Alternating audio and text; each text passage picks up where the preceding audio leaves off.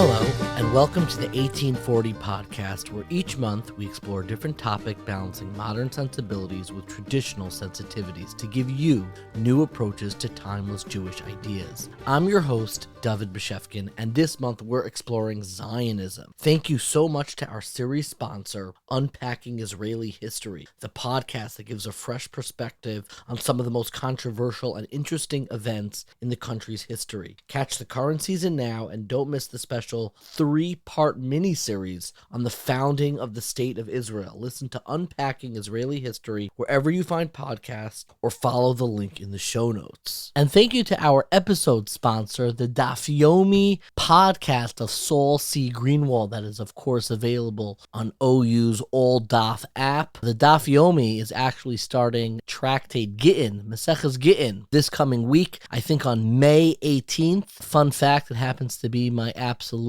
most favorite tractate, Masechta. It's the only one that I learned in every single yeshiva that I've been associated with. Now, I am very familiar with the Daf Yomi classes of Saul C. Greenwald. He is really unbelievable, very to the point, gives you the basics. It's no frills in the sense that he really sticks to the main ideas, the conceptual underpinnings, and does an absolutely fantastic job. You want to check that out. Thank you so much for sponsoring this episode. Our podcast, 1840, is part of a larger exploration of those big, juicy Jewish ideas. So be sure to check out 1840.org, where you can also find videos, articles, and recommended readings. This is the final episode, of course, for now, in our series on Zionism, and we have gotten so much feedback, and I feel absolutely terrible that we can't include all of it right now. I hope that we're able to come back to it in a listener feedback episode. A lot of the feedback, as always, is really positive and wonderful, and I find the negative feedback for this episode is so thoughtful. People have reached out, some with frustrations, difficulties about kind of how they are contending with our depiction of Zionism, and they don't always appreciate it. I got an extraordinarily thoughtful email from a friend, somebody I know. I'll say his name, I asked his permission, Aaron Roller, and he wrote as follows. There's one point I really wanted to address, particularly because it was a clear blind spot for you, and because it was something you came back to again and again. You repeatedly contrasted an American religious Zionism that consisted of marching in the parade and eating blue and white cookies with the love of Eretz Yisrael you absorbed at South Shore, as if these were two alternatives, one of which is very vocal in its love of Medinas Yisrael, but kind of shallow, and the other which is deeply rooted, but relatively silent on anything to do with the modern state. I need to share with you, not for the sake of being argumentative, but rather to sensitize you to a different perspective born of a different experience, that this juxtaposition is wrong. The religious Zionist perspective is extremely deep spiritually and emotionally. I say this as having absorbed it from my own parents. And the email goes on and has a very moving description of growing up and going to Yom HaAtzmaut events, and I very much appreciated this kind of feedback. He wasn't reaching out to give me a pat on the back. He was saying I misrepresented religious Zionism in America. I'll be honest, it's not entirely convincing. There was a fantastic review by Rabbi Saul Robinson, who is the rabbi in Lincoln Square Synagogue in Jewish Action, of the Koren Yom HaAtzmaut Machzor. They put out a special compendium for the Yom HaAtzmaut service, and in his review of kind of the Machzor that they put out, this compendium for the services on Yom HaAtzmaut, he is quite frank in his assessment on how the American expression and love of Yom HaAtzmaut, as wonderful as it is, did not really take hold in the way that I think many in modern Orthodoxy had hoped. It was an extraordinarily thoughtful review and ultimately a lament, and God forbid my intention was not to degrade or put down the way religious Zionism is taught in America, but I do still believe that it is not the only path to cultivate that deep connection to the land of Israel, and for a host of reasons, not all of which we have unpacked and can unpack, there are many in the American Jewish community, Orthodox, non-Orthodox community, that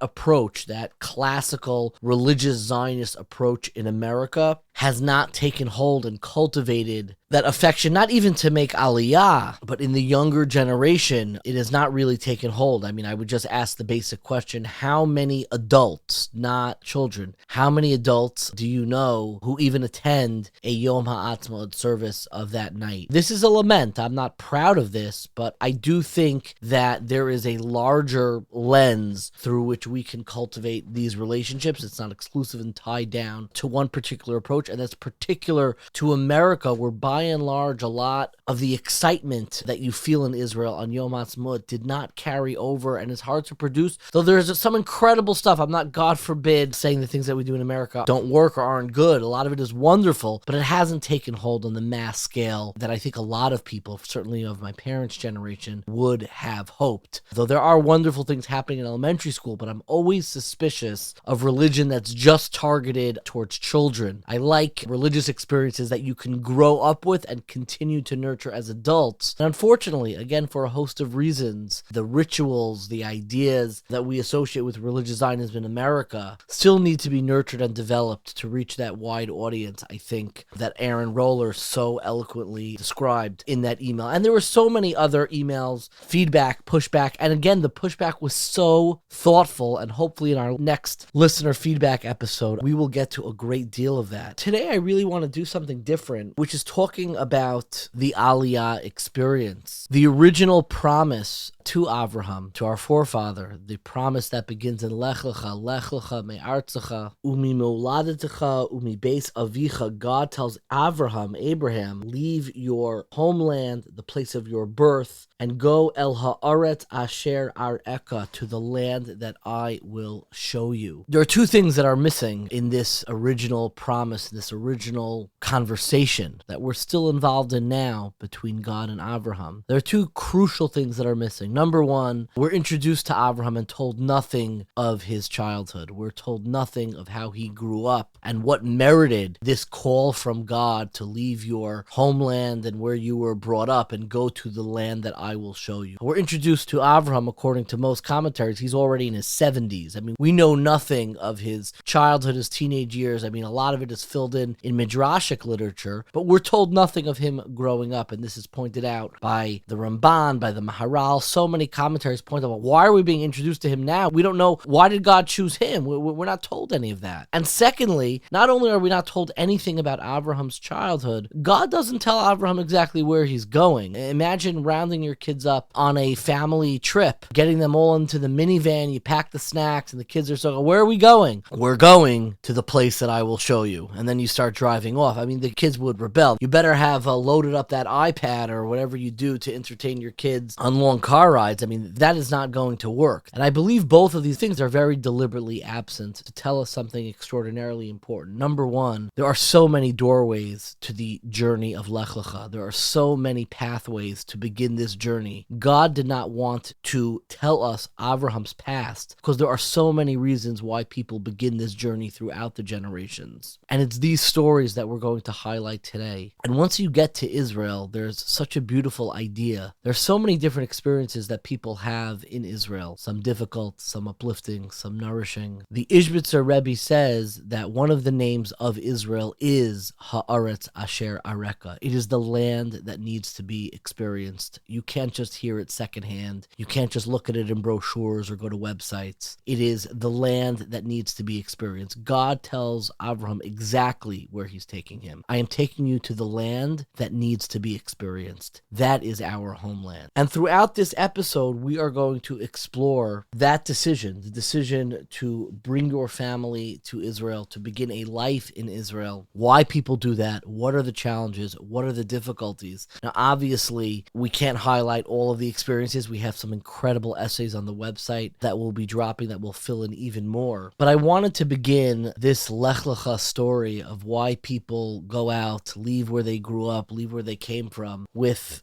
a family that was really the first family that I knew really deeply from the United States. I grew up with them. They had an incredible influence on me. And then at the very end of my high school experience, they decided to make aliyah, and that is the Benovitz family. and I spoke with Serena Benovitz. Serena and her husband, Rabbi Moshe Benovitz. It's hard to put into words their influence on my life. He is one of a handful of people that I address to this day as Rebbe. Although we are colleagues, I still feel the only way to articulate that relationship is as a Rebbe. He taught in the high school that I went to. He was actually brother-in-laws with Rabbi Yisrael Kamenetsky. I remember when he first got hired, in the back of my head, I was in 10th grade when he got hired. And I was like, okay, the head of school hired his brother-in-law. Okay, we'll see how competent this person is. It looked like the ultimate nepotism, and nothing could be farther from the truth. Those who know us both would also accuse me of actually plagiarizing the very lilt and tone of his voice, which continues to play an influence on my life. I am very close with the entire family. And a few weeks ago, I was talking to his wife, Serena, and reminiscing about the announcement that they made to make aliyah. I already graduated from high school. It was after my year in Israel, and I was serving as a counselor, as an advisor on the incredible life-changing program, NCSY Kollel, which I went on when I was in high school, and I was an advisor at the time. And I remember he got up at Shalosh Shudas to speak, and he spoke about being a ben aliyah, somebody who's always striving aspirationally. Aliyah, not in the geographic sense of making aliyah, but being a person who always asks, what's next? Where could I take my life next? Where can I take my life towards? And it was at the very end of the speech that I began to realize, and he kind of disclosed to the audience, he's not just talking about aliyah in the religious aspirational sense. He just announced that he is going to be making aliyah, that he is going to be bringing his family to Israel. And I was astounded. I said, you have an empire. Not only do you have an empire, you have a relationship with Israel itself. You take your whole family every summer. You have the perfect setup. Why would you need anything more than that? And I was talking to his wife, Serena, and she gave me such a moving answer. And I said, I'd love to come on to 1840 and talk a little bit about your journey and why you decided to make aliyah and some of the challenges and opportunities of bringing a family there. So it is my pleasure to begin this journey with our conversation with Serena Benovitz. I wanted to begin with a very basic question. There are so many different reasons that draw people from America to think about making aliyah, to make aliyah. I knew you and your family. You had an absolutely wonderful life in America. I think very often about the alternative history of what it would be like if you were still in the United States. Would you, I don't know, you'd probably be running some modern Orthodox educational institution, right, etc., etc. There's a lot to think about. I'm curious if that thought ever bubbles up. But take me back to the decision. Why on earth, if you had such a great,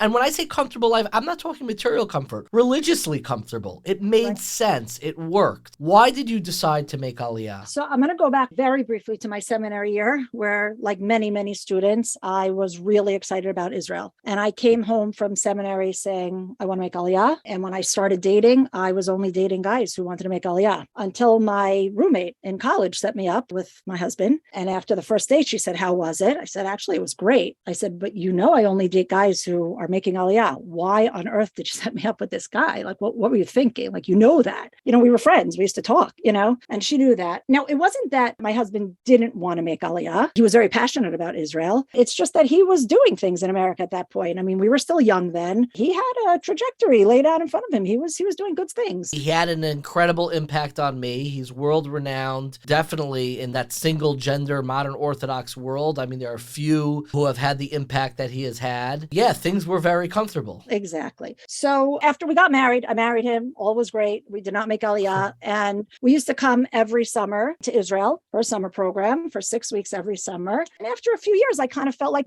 this isn't so bad. We have a great life back in New York. We come for 6 weeks every summer. You're spending time in Israel, like significant time. Exactly. We're able to spiritually recharge those batteries. And maybe this isn't so bad, And in some ways it was even, at that point, we would go every summer and we would be in like home rentals, like apartment rentals. Some of them were so dark and dingy, and my kids were always dirty, and it's a dusty country. And I'm like, you know what? Like, I don't need this necessarily for more than 6 weeks. Okay. So that was the mindset then. And we really, really never brought it up again until it was 2002. So we were married for 7 years. And there was a speaker who I used to go to when we were in Israel for the summer and hear her give shiurim in Israel where she lived. And she was in America and she was coming to my neighborhood and she was giving a shiur. And of course I was going to go to this shir because I really had learned a lot from her and thought it'd be interesting to see her in my neighborhood and then coming to New York and all that. And I just wanted to hear words of Torah from her. It was during the time of the Second Intifada, and there had been a bombing, I don't know if it was a few hours earlier or the night before, in a pool hall in Rishon LeZion. And she basically said, before I start the shir, I want to recite a parak of Tehillim. There were a bunch of people that were killed, a lot of wounded people. I want to say Tehillim for the neshamos of those who are no longer with us, and for healing for the injured and for the wounded. And when she started saying the Tehillim, her voice cracked. She was clearly holding back tears. She got so emotional. And I remember sitting there thinking,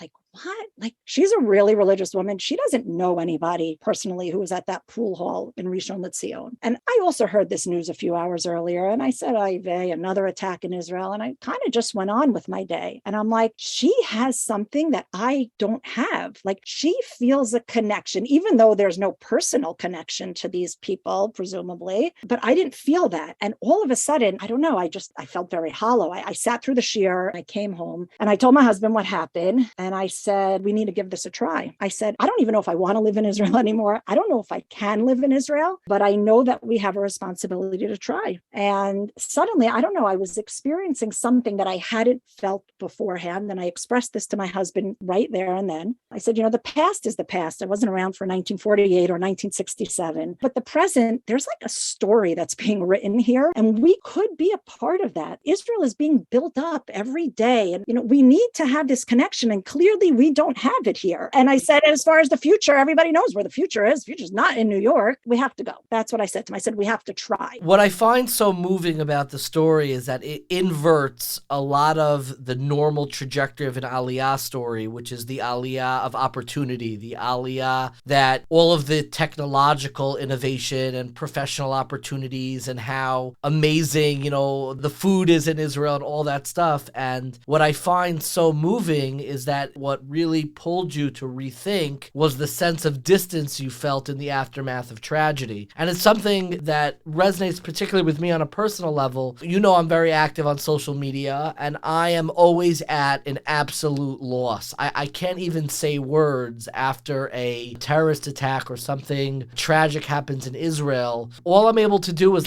maybe share a pasuk, a verse in the Torah, because I don't feel a part of it enough to even use words to express my connection. It's when I feel most distant. Right. And that drew you. It's remarkable and it's interesting. And you ended up making aliyah after that summer. I want to tell you another part of the story, which was crazy. Basically, when I was talking to my husband, he said, sit down for this. You're not going to believe this. I'm like, what? He's like, two things happened in the last week. He said, one happened literally the day before. The other one was a week earlier. He said, I didn't even discuss it with you yet because I haven't had a chance to internalize it, he said, I don't even know what I think. He said, I've been on Nefesh B'Nefesh's websites for the last 2 days. Nefesh B'Nefesh was just starting that year. This was in 2002. I don't even know if they had their first flight that year. Or maybe it was out there now. And my husband was friendly with Rabbi Fass at the time, so he had certainly heard about it. I think their first flight maybe was the following year. But I'm like, what? You didn't tell me any of this. And he told me on the spot 2 stories that had happened. One was an incident that happened the week before. There was a family who had lost a young child, and they wanted to dedicate a Sefer Torah in her memory. After they had already had this thought and whatever, there was, again, this was the time of the Intifada. There were a lot of tragedies going on in Israel. And there was a certain settlement that there was one of these Arab infiltrations. A terrorist came in and went into a house and shot some people and whatever. And the family in America thought that it would be really appropriate to bring this Sefer Torah to Eretz Yisrael and to give it to the community as like a show of solidarity, whatever. So they go and they come with the Sefer Torah and they meet representatives of this yishuv, of this community. The mayor of the city was probably there, representatives from the municipality, and some of the residents themselves were there. And they wanted to give over the Sefer Torah, and then they realized they didn't have a translator with them. They had forgotten to bring someone who could translate. Now, the family was able to speak some Hebrew, but in their bumbled Hebrew, I guess they were also nervous and whatever, and giving over and meeting the people, whatever. They said, we feel sorry for you. Now, what they meant to say was, we feel sorry for your loss. We feel sorry that you needed to experience this tragedy. They didn't didn't mean to say that, but that's what came out. We feel sorry for you. And one of the representatives came closer to the guy who had said that and said, please, like stuck out their hand, like, please don't feel sorry for us. We are living the dream. We have a connection to this land. We are building this land, our children's connection. These are things that our ancestors have dreamt of for thousands of years. You don't need to feel sorry for us. I think part of the undertone was kind of like, we feel sorry for you, that you can't be a part of what we're a part of over here. I can't say that for sure. I can't verify that, obviously, but that was basically one of the incidents that my husband had heard about. And the second one happened literally, my husband experienced this. There was another such tragedy. This was in Gush Katif. The Gush Katif, a lot of the Jews there were farmers, and they had Arab workers working for them on the farms. And some of them had workers who were loyal workers for many, many, many years. And there was a tkufa, there was a time period where some of these workers turned on their bosses, and there were stabbings. And,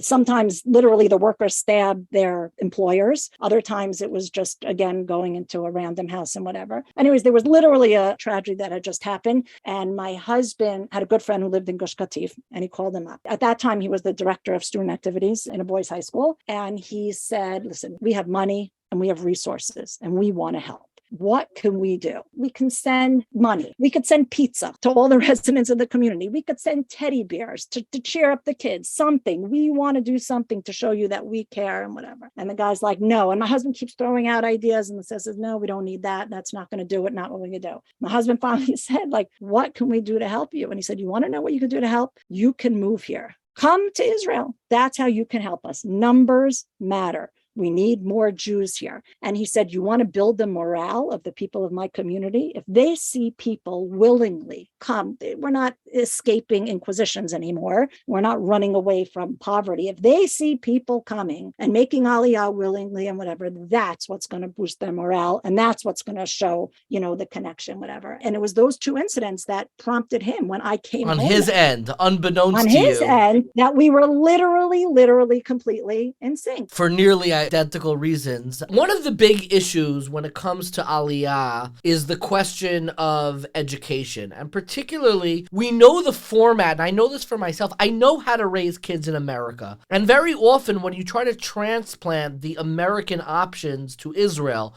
I'm associated with YU, with Ner Yisrael. I know the options, I know the landscape, particularly within the Orthodox community. There's a whole nother set of issues in the non-Orthodox community that we're not even going to have time to unpack. But in the Orthodox community where you emerge from, how should one go about figuring out the educational landscape in Israel for their children? So your question, I think, has three elements to it. And I want to just break it down to make it a little bit simpler. The first thing you said is that you know how to raise your kids in America and you don't know how to raise your kids in Israel. Allegedly. Yes. My answer to that is that I firmly believe that the most important factors in raising your children are really universal. First of all, prayer. None of us can raise our children on our own. We need divine assistance. We need to daven for the success of our children. That happens wherever you are. Another universal factor is that in order to raise successful children, you have to have a happy, caring, loving, accepting home. You can live anywhere in the world and you need that. It wouldn't be any different. There definitely are aspects that are different here. And it's possible that we made more mistakes here than we would have made in America because there's a lot here that we didn't know. But they weren't mistakes in like the foundations of parenting and the foundations of raising children. There were probably a lot of decisions that we made using input from our children more so than we would have had we been making that decision in America. Our kids were definitely partners in a real sense because they just knew things that we didn't know. A cute thing, they used to write their own late notes, to go to school because they just wrote it so much better than we did. We're like, you just write it and we'll sign it, Obviously, there were more serious things as well. That's just a cute example. But bottom line is our kids are natives, we're foreigners, and there are still things that they know and understand that we just don't. And that's definitely a difference. I don't know if that's bad, but it is different. The second part of your question is referring, I think, about hashkafa and where people like us fit into that. Exactly. Communal alignment. Let's call it that. I've already written about my distaste for the word hashkafa. Right. I don't know. There's something about the very term that feels very synthetic. I don't like it. But communal alignment, not to say that that's any better of a term. When I say I know how to raise kids in America, I know what the inputs and outcomes are. I know ballpark within a spectrum. What's the bell bell curve of a graduate from EULA, from SAR, from DRS. I know the bell curves of where they go. You never know for certain how your kids are going to turn out. I don't have any idea the bell curves, the options, what happens on the other side when you graduate from the institutions in Israel. I don't know the landscape, which is what I really mean when I say I don't know how to raise kids. So how did you approach that, knowing that it's not a direct one-to-one relationship of like, oh, DRS in Israel, that's X. You know, your high school that you went to, that's Y. How should one go about that? So we were definitely different than most here in the fact that we educated different children in different, I won't call them hashkafic systems because you don't like that, but in different paths, if you want to call, however you want to say it. Now, I don't necessarily recommend that. It worked great for us, but it doesn't always work. And sometimes there's pushback from the schools here when you try to do things like that. The most important thing in educating your children, and when you're talking about choosing systems and how to educate them, home above all. Our children spend a lot of hours in school, but they always come home and they will learn the religious values and the expectations of your home. And that's why, despite our children being educated in different systems here, they're remarkably similar in their religious observance and in their hashkafos. What's important to know for our demographic. You probably mean like from within the YU to more like the modern yeshiva world. Right. Call it in that universe, American yeshivish. Right. To YU, more the yeshiva part of YU. Right. And things here are much more black and white. So you have a Dati Leumi system and you have a Haredi system, and sometimes you have to choose something. And what we always tell people, because my husband and I get a lot of phone calls with this question in particular, is that if your child is educated in the Dati Leumi system, certain things will be lacking in their education, and you will need to supplement that at home. And if your child is educated in the Haredi system here, there will be different things that are going to be lacking in their education, and you will need to supplement that at home. And another thing we try to teach our children is to respect all ways of religious life as much as possible, not to put labels on people, not to try to put people into a box. It's a little harder here in Israel to do that because there definitely are very defined tracks, but it's still a very important lesson that you need to teach your children. Allow me to just highlight one point that you made, because I think that's the biggest difference in terms of parenting in America and parenting in Israel. It shouldn't be the biggest difference, but it has to be a difference. I wish it was the same in America. But taking an added responsibility of knowing that the institution that you send your kid to school is not a factory that gives you a certain product. You know, I always look at modern Orthodox education in America. It feels like one of these like moving sidewalks in an airport where like you put them on in kindergarten or first grade and you take them off after they come back from their year or two in Israel, or even after they graduate from YU. And there's a remarkable amount of passivity that the American education system can cultivate among parents. I'm not condemning parents for that, but there is a passivity because we've become so familiar. We've almost convinced ourselves how tried and true it is, as if it's been this way for 100 years, which it hasn't. Far, far less than that, but less than even half that. And I think in Israel, it requires and forces parents, you can't just plop your kid onto a moving sidewalk. You have to really stay alongside of them as they go through the institutional system in whatever path they are, and really make sure that the fit and the alignment and that you're able to supplement whatever that individual child needs. Yeah, I mean, there's no educational system anywhere in the world that's perfect. There are issues with the way you're describing schools and exactly in America also. You're going to have that anyway. And yeah, navigating the system here is hard because it's foreign to us. And there are some real difficulties here. You know, schools are not necessarily well funded. My son in 7th grade has never spent a day in a school building. He learns in a caravan that drips in the rain and is too hot in the summer. Bottom line, with regards to our kids' education, first of all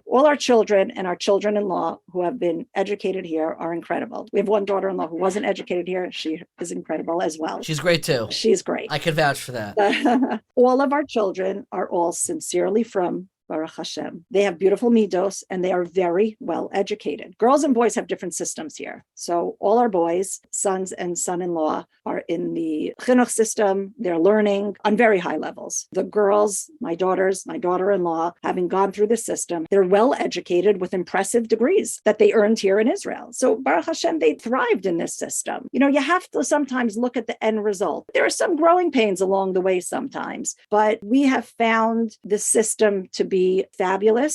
We just had to hold our kids' hands along the way a little bit. And I think there's always supposed to be that shiluv, that cooperation between parents and the school. 1,000%. That is a mantra of 1840. I think we've become far too reliant on institutional education, though our institutions have been doing an incredible job, and taking the family to be the central mediator of religious life in a child's world. I think there's nothing more beautiful, and it's not something that you need to groan about or express frustration. It should be a point of pride and the ultimate responsibility of a family. And I think that's a really healthy way of thinking about it. My final question, and I know this is so brief in these issues, there's so much more to unpack, but what advice do you give in general when people reach out to you? Your family was kind of like that first generation of wave of coming with Nefesh B'Nefesh. You're pre-internet, pre-streaming. What general advice do you give to encourage to think about people who are approaching Aliyah? So the first thing I always tell them is that making Aliyah is hard. Packing up your entire life and moving to a new country is difficult. And if anyone tells you otherwise, they are just not being honest with you. But you can't let that stop you because the rewards far outweigh the difficulties. As they say, kol ha'atchalot kashot.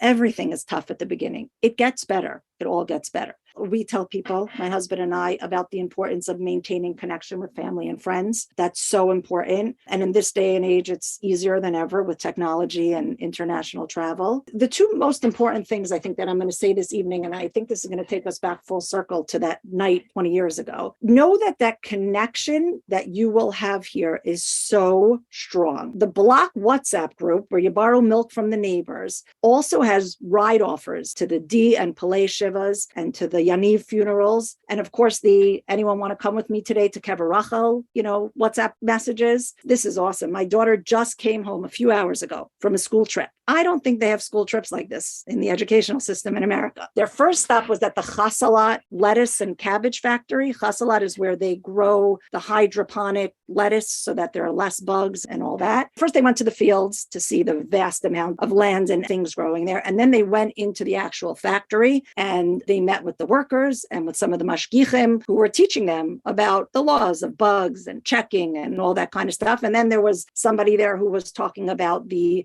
amazing inventions in Israel of being able to do this. It was such a nice shiluv of things. And then their next stop was to Sderot, which was a little brave, considering that we have a little bit of a tenuous ceasefire going on right now. There were just rockets there on Sunday and Monday. We know that obviously from the news, and we know that because when we lived in America, our house was near the flight path over JFK. But here, we're clearly in one of the flight paths that goes to Gaza. So we know before the news when Israel is attacking, we hear those planes. Wow. So anyways, it was very brave of them to take the girls today. I said to my daughter, weren't you scared? She's like, Ma, there's a hafsakat esh. There's a ceasefire, but whatever. They were there. Now they did all the usual stuff in Sderot. And then they met, my daughter's 15 years old. She's in 10th grade. They met with their parallel class of the local girls' high school. And they didn't hear a speech from anybody. They sat in groups of 3 or 4 girls together, chatting amongst themselves. And they spoke about living life with a mission, living with emunah. These girls have that. One of the girls, my daughter told me on Monday, there were a few rockets this time that were not intercepted. And this daughter's car was hit on Monday by a rocket. Wow. Hearing those people talk about emunah is just incredible. And that's a lesson in emunah that's going to stick with my daughter more than any lesson written on a smartboard, which we don't have here.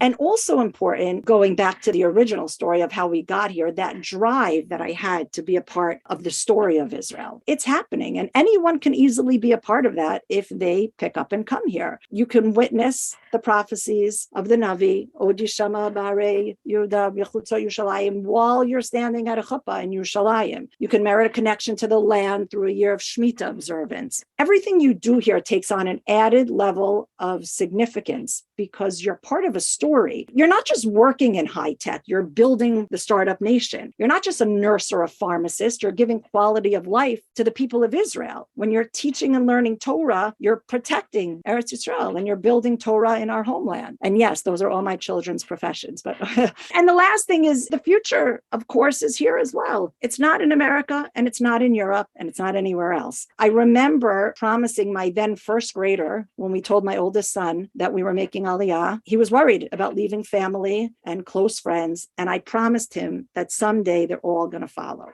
I told him some of them are going to come on an LL plane, and some of them have. My in-laws made aliyah after we did. My sister did. I have a nephew who did. I said, and the others, I said, they're going to come on wings of an eagle. However they get here, though, we're going to be here to greet them. I'm pro aliyah. That is absolutely beautiful. You know, I've had conversations with my own kid. It's why I got a little emotional hearing that. My son really wants to live in Israel, and I don't have the best answer for a first grader of why he's not. And your response of eventually this is where we are all headed resonates deeply, and I hope we merit, and we all merit, to see with our own eyes, whether it's on an El Al flight or on the wings of an eagle with the help of God. I know, as do you, that that is the trajectory of Amcha Yisrael, to reconnect with Eretz Yisrael. We should see it in our time. Thank you so much for sharing your perspective and experience today. Thank you, David, for all your great work. I was very moved by all of her words, but especially at the end. You know, our trajectories towards Israel sometimes have a very wide and long arc. Sometimes they have a very sharp and narrow arc. And whether or not we are going to make it there on an LL flight or on the more redemptive, mystical end of the arc, the longer arc,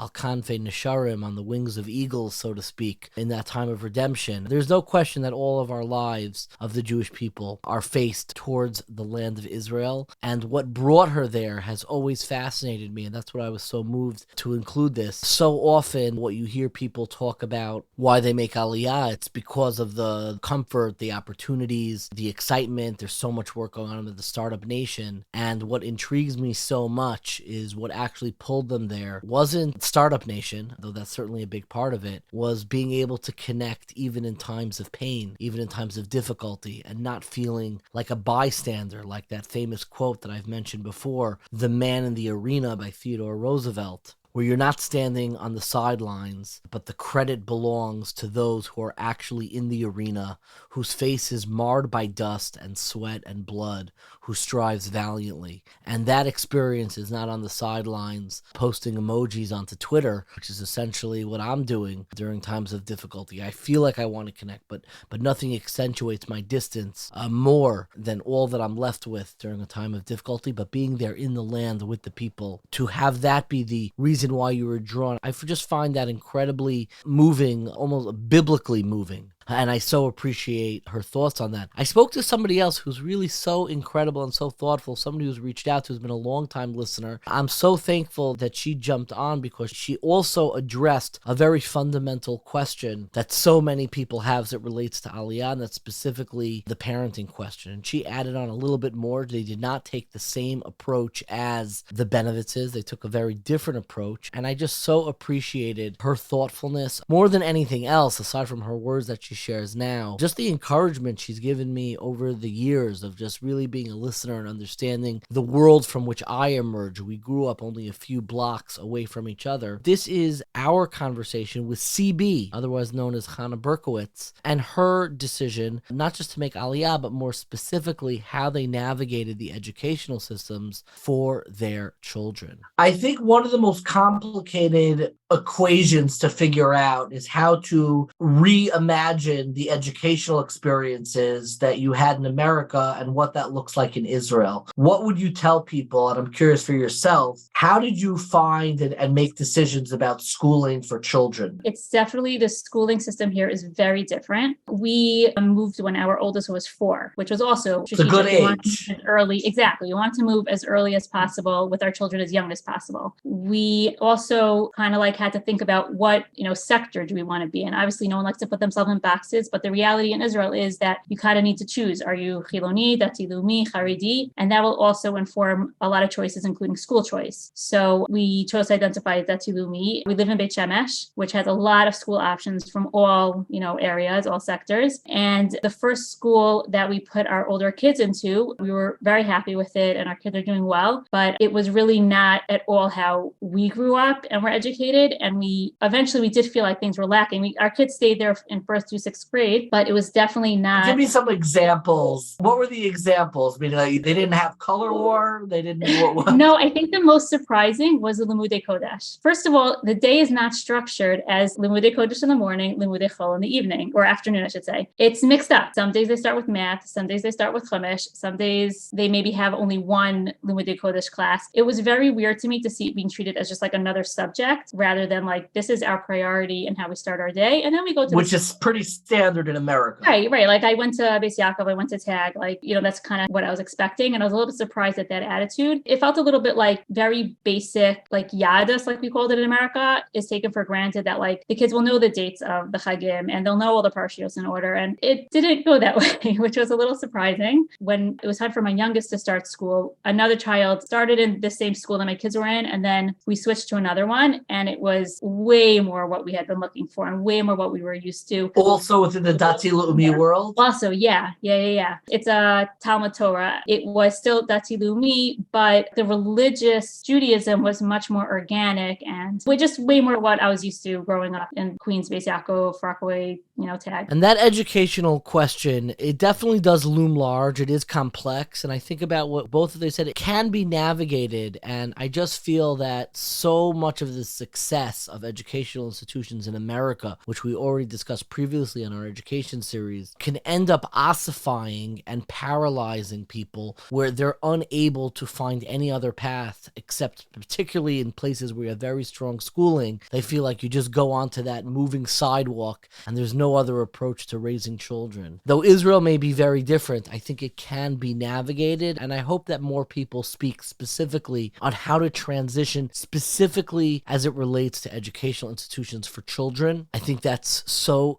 important. And so often you have people talk about and emphasize, clarify, to only make aliyah with the right motivations, because if you have the wrong motivations, God forbid, in Israel, you can religiously, fall apart, and you're not going to be able to transition the religious identity that you've cultivated in America and be able to sustain it in Israel. I actually push back on that specifically with my own students. And I think very often people who feel that they have a brittle religious identity, the best place to be is actually in Israel. A brittle religious identity, one that, you're nervous and for yourself, like you're not on whatever all-star team, whatever community, you're not on it. And if you make aliyah, it's a good chance that religiously you're going to look very different and evolve in ways that in America would be seen as becoming even less religious. But I always look at Israel as, at least when you are walking that high wire of constructing our religious identity, there is a net underneath. And that net is your connection to Amcha Yisrael, to the Jewish people. And when you are walking that high wire in America, particularly with a brittle religious identity, there is no net underneath. And God forbid, as people know, as I know firsthand, it just takes one generation in America where, God forbid, you can lose everything. You can lose everything of your connection to the Jewish people, connection to Yiddishkeit. And I sometimes think that we place too much emphasis on clarifying the right motivations and how everything's going to turn out in Israel. Of course, there are risks, but maybe the best place to introduce risks is in Israel. And having risks with the safety net of the connection to Amcha Yisrael that is baked in to the very fabric of society rather than in America. I wish we had more examples and almost highlighted people who maybe they did religiously deteriorate in Israel, whatever that means on whatever scale you're talking about. But if you're going to go in that direction, I think the best place to do it, and maybe people don't want to speak this out loud, I think the best place to do it is in Israel rather than in America, even if we may be more comfortable with some of the institutional support, etc., that we get for people who are struggling with that. Wherever you plan on transitioning and whatever reason you have to consider aliyah, there is no person who has done more to encourage aliyah, particularly from North America, than Rabbi Yehoshua Fass, the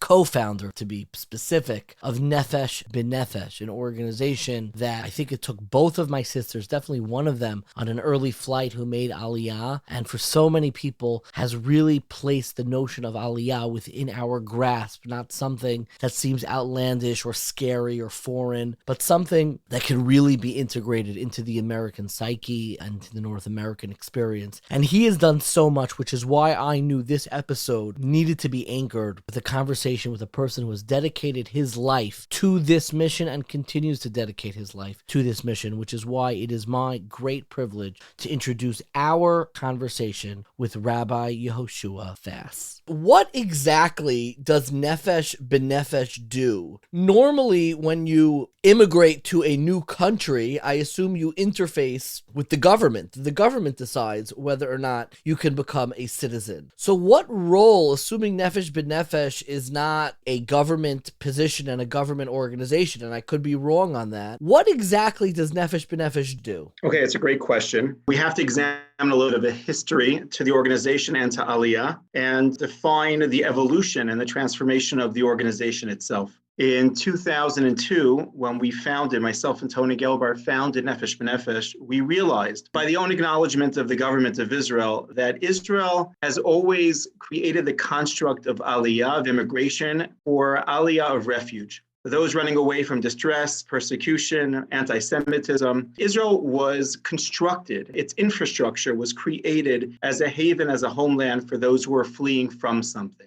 By their own admission, Israel never established an aliyah channel for those of aliyah of choice, either opportunity or idealism coming to move to Israel, to hit the ground running, not to take or to receive, but actually to give. And after much research of seeing the low number of individuals moving to Israel and realizing that it wasn't indicative of a waning passion of Zionism, but there were actually thousands who wanted to move to Israel. And also by discussing with institutions, the historic institutions, we realized that something had to change. And we wanted to create a foundation that removed the obstacles, either financial, social, bureaucratic. And in 2002 to 2005, we were the new kid on the block. Were there other organizations doing this? No, we came on saying that we will be the intermediary between you and the government. We will work with the government to think out of the box. Even the first charter flight in 2002, we took Ministry of Interior officials on the plane and used the 11 hours in transit to process everyone so that when we landed, people were able to leave the airport instead of going through those 2 days of misery, of bureaucratic misery. So it was teaching the government and the country to think differently, to be creative, to leverage their Zionist idealism, because I think even the lowest level of clerkdom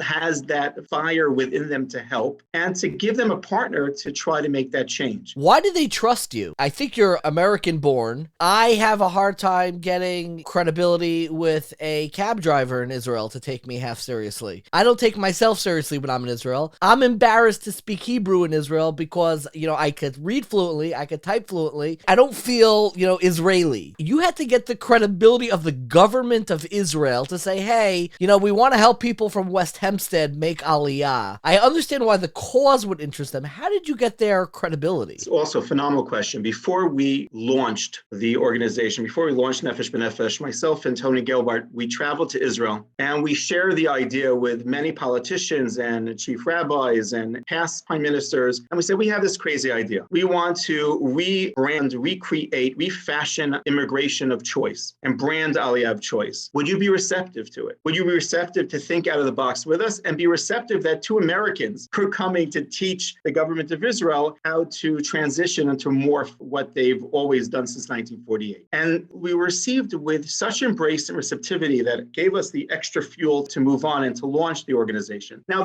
we thought that once the first plane landed and we delivered the product of 419 new Americans off of a charter flight, we thought that people would be throwing money at us and embracing us and supporting us, but it takes a few years to deliver on products. We've never over-promised and under-delivered, so we created a reputation of that what we said is what we meant, and we would deliver upon that product. In 2005, the Prime Minister at the time was Ariel Sharon, and he fell in love with the organization. He felt that we were nimble and had chutzpah and that that we were moving things along. And for the first time in Israel's history, they passed a unanimous cabinet decision that they were going to privatize, in a way, aliyah. That even though aliyah is a governmental responsibility, for the first time, the Prime Minister's office was going to fund, in a public-private synergetic relationship, to outsource some responsibilities to a private NGO, which was huge. And then from 2005 to 2008, I call them the ulcer years, because you had the establishment that continued to dominate that field, but yet the Prime Minister's office, and then it was already moved to different prime ministers, were pushing us to expand both horizontally, vertically articulated growth in services, and we were clashing. And in 2008, the Jewish Agency and Nefesh B'Nefesh created a contract that we would be, in essence, an outsourced arm for the Jewish Agency in North America. And since 2008, we have been the address for North Americans moving to Israel. There is no other way of moving to Israel not with a Nefesh B'Nefesh channel. Wow. Meaning that we collect all the documentation and we're connected. Our servers, our computers are connected with the Army, with Ministry of Interior, with Ministry of Immigration, with the Jewish Agency. We share information. The Jewish Agency still is a representative of the government of Israel of giving out the aliyah visa, of eligibility of return, but all the interactions through the flight, after the flight, integrating the Oleh, is our responsibility. And for the first chapter of Nefesh B'Nefesh, almost for the first 10 years, we were a facilitative body. That's it. Family from Cherry Hill, New Jersey wanted to move to Modi'in. We got you. We know your fears, wants, concerns, needs. We'll address them and we'll help you move to your new community and make sure that you're thriving, not just surviving. The second 10 years of the organization, we started getting knocks on our door from either foundations or the government. And they say, listen, you have unbelievable olim that are moving to this country. We have national concerns. Can we leverage, and I'm going to use a weird phrase, human capital? We leverage your human capital to answer national needs, whether or not it was education or developing the periphery or lone soldiers from around the world or physicians. We started becoming solution peddlers, leveraging the olim on a macro level to fulfill national needs. And for that was a huge maturation for the organization, because we went from micro-servicing to, at the same time, dealing macro needs. And all of a sudden, the organization started to interact with the government of Israel on a very different level. And then a year and a half ago, we shifted to the third chapter of the organization when we received this beautiful campus in Jerusalem, right across from the Supreme Court. It's on the National Mall. That itself, as we say, gave us a gushpanka, like a huge stamp of approval from the government, that we share it right across the Prime Minister's office, 2 minutes away from the Knesset, right across in the Foreign Ministry. They gave us on National Mall a huge property for us to have almost a Zionist campus, an aliyah campus. And at that time, I said, okay, it's time for the third chapter. The third chapter of the organization is not just to facilitate, but it's to advocate, celebrate, and educate. And we branded, almost using the campus as a canvas of creativity, of being able to entertain all these different projects as almost like a petri dish to see what works, and then from then expand and expound upon them. So we've started to advocate, creating an institute, a public advisory council of people looking through the data. We have 20 years of aggregated data. I want to get to that data in 1 second. If you'll let me jump in.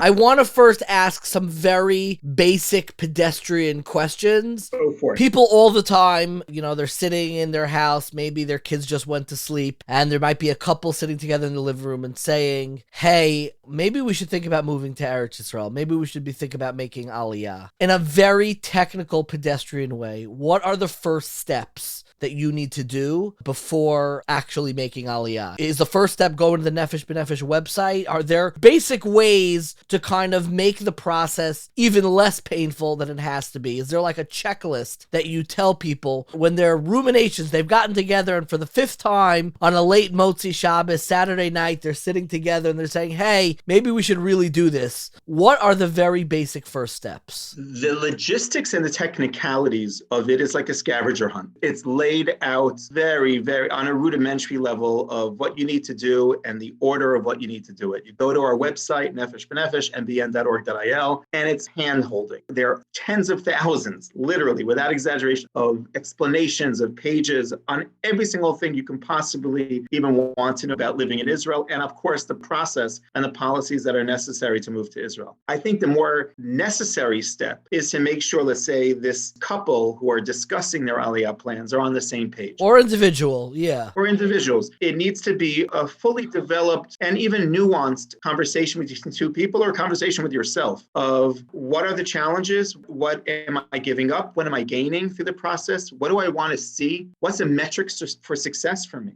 And how do I quantify this as being a successful aliyah? And really mapping that out. Because the technicalities are technicalities. Technicality, you get your birth certificate and a apostille, you notarize this, you get a passport, you send it to this person reviews it, they send it back, you get a visa. It's very technical. It's immigration. And I study immigration policies throughout the world. Israel, even though we talk about bureaucracy of Israel, it's fairly, you could do it in a few weeks, in a couple of months. It's fairly straightforward. What's the usual timetable you recommend between somebody says, I want to make aliyah, I haven't gotten off my couch yet? A family should start around 9 months beforehand, really starting doing the processing. An individual, 4 or 5 months, getting the material together and to start creating the plan. But usually it happens the year prior. Usually the Pesach before the person makes aliyah of the following summer. L'Shana Haba B'Yushalayim is potent, is visceral. They sit down afterwards and they said, okay, let's go the summer to Israel. Let's look at different communities. Let's start looking at schools. And then they have a whole year to really plan both community and education and work and the move. Along the side, have an aliyah advisor assigned to you from Nefesh, and they'll help facilitate the process. And you can start going through the paperwork with a Jewish agency. It's fairly technical. It's frustrating sometimes because it's a technical process, but you need to think beyond the technicalities and beyond the logistics. And that is to think of what you want your life in Israel to be beyond the flight, beyond that event. Let me ask too, maybe they're a little bit touchy, a little bit sensitive, but I'm curious, what is Nefesh B'Nefesh relationship to Olim, people who want to immigrate from America to Israel who are not Jewish? And secondly, what is Nefesh B'Nefesh's relationship to people who want to make aliyah who are not Orthodox? You clearly wear a yarmulke, you are a rabbi, an Orthodox rabbi who then, came into this incredible miracle of an organization. I'm always sensitive to Israel being for all Jews, but at the same time, there are some very real politics that sometimes can make people who grew up non-Orthodox in America feel very differently about their religious life in Israel. It's very different than growing up, I'm using air quotes now, non-Orthodox in Israel. So I'm curious, have you had instances for non-Jews? And what are the conversations like with the non-Orthodox community and making aliyah? Okay. The second question is what I'll spend time on because it is something that's very dear to my heart. 2 days ago, I had a delegation of Degel HaTorah by me, the full Orthodox political party within the government. And this morning, I had representatives of the Conservative Rabbinical Alliance Council by me. My proudest moments of Nefesh B'Nefesh is on the charter flights. Why? Tell me. Because it is 11 or 12 hours of the best of what our nation can be. I don't sleep on the flights. I walk up and down the aisles, and you just see this tapestry, this mosaic of every Jew that you can find. Ashkenaz, Sephardi, Reform, Ultra-Orthodox, sharing this common denominator, this common dream of wanting to build their future families in the state of Israel. It is glorious. It's gorgeous. Are you on every charter flight? Yes, I haven't missed one. Wow. And it's a beautiful, beautiful experience. And when we were given the building rights, I said, I want to capture that every day. That 11, 12 hours, I want to capture that every day. We have 20 years of building trust with every Jew. We've spent 20 years of making sure that we're apolitical. And even though I'm an Orthodox rabbi, non-denominational, I respect every single Jew. And we have to. I say this to my staff all the time. We're the George Washington Bridge. A person's coming on George Washington Bridge. They don't want to know your political affiliations. They don't want to know your religious affiliations. They want to know that the bridge stands still and stable for you to cross, so it functions. So we focus on service, focus on our clients, focus that their fears, wants, concerns, and needs are met and addressed. We have specificity. Retirees have certain aliyah advisors. Youngsters have a different aliyah advisors. Our Yiddish-speaking community has their own aliyah advisor. I want to make sure that they feel that we're an address to our every single one of type of Jew. And we've built that trust that we're non-judgmental and super respectful. And we are opening to the entire tribe, the Jewish tribe, that we're able to have every single day hundreds of people, without exaggeration, of all walks of life coming in to our campus to either be processed for aliyah, to learn about Zionism. That's one of the things we were talking about, the shift. We have a Zionist education initiative, that we have gap year programs, anywhere from Young Judea to Gateshead, coming to our campus to learn about modern day Zionism and the modern day miracle of the state of Israel and the gift that this generation has received. I pride ourselves. If you want to get into data, 70% of families consider themselves, or 65% self-identify themselves as Orthodox or modern Orthodox. A majority others are conservative, and a very small percentage. 75% of Olim? No, 68 to 70%. Of Olim? Of the families. Of the families, okay. Will self-identify themselves as Orthodox. Now, Orthodox is modern Orthodox, sure. Chabad, Yeshivish, the whole rubric. And then the others, a majority of that remaining percentage are conservative and very few unaffiliated Reform. Now, you take that statistic and flip it on its head when it comes to young professionals, anywhere between 18 to 30-year-olds. 18, 30-year-olds, almost 65% of them are not Orthodox. These are products of Ramah. These are products of birthright, products of being on campus defending Israel against BDS, and they come to Israel with a different type of aliyah dream, but building Israel nonetheless. And we have to not only pre-aliyah, before that decision, be able to cater to their needs and the information that they seek and the shoulder to cry on and to rely on. But post-aliyah, we have to be a very different type of organization as well. We can't just be Jerusalem-centric and have Friday night meals and a shir from Rosh Hashanah Weiss. We have to have events in Tel Aviv. We have a Tel Aviv hub. So we have a Tel Aviv hub that is like a community center during the day, and it has pluralistic Friday night Shabbatot dinners on Shabbos, giving a sense of community that is open to all different walks of life. So we're constantly trying to cater to the needs of this fully colorful nation of ours that are interested in moving to Israel. The imagery of you walking up and down that plane, I mean, my heart stopped for a moment. It's so beautiful. I've never been on a chartered Nefesh B'Nefesh flight, unfortunately, not yet. And usually, flights to Israel, it can get ruckus on a normal flight. Everybody's moving, so many different people, but I guess everybody's flying together for the same purpose. That is so deeply moving. But I want to go talk briefly about the non-Jewish community. Non-Jews are not eligible to move to Israel under the right of return. They're able to come on working visas and student visas, so Nefesh is not involved in that migration. Although you will love this, we have been studied by other countries. This symbiosis between public and private of outsourcing immigration has caught the eye of many different countries. So we've been studied by fascinating countries. We had delegations from South Korea 3 times. The government said just to learn about could they set up a nonprofit, a public entity that could help with immigration or those flooding from North Korea. We had Armenia, we had Germany. So it's been fascinating to meet counterparts in other governments and other agencies that look at immigration positively and look at Israel as a Or L'Goyim, as a model of beauty that has its own ministry of immigration,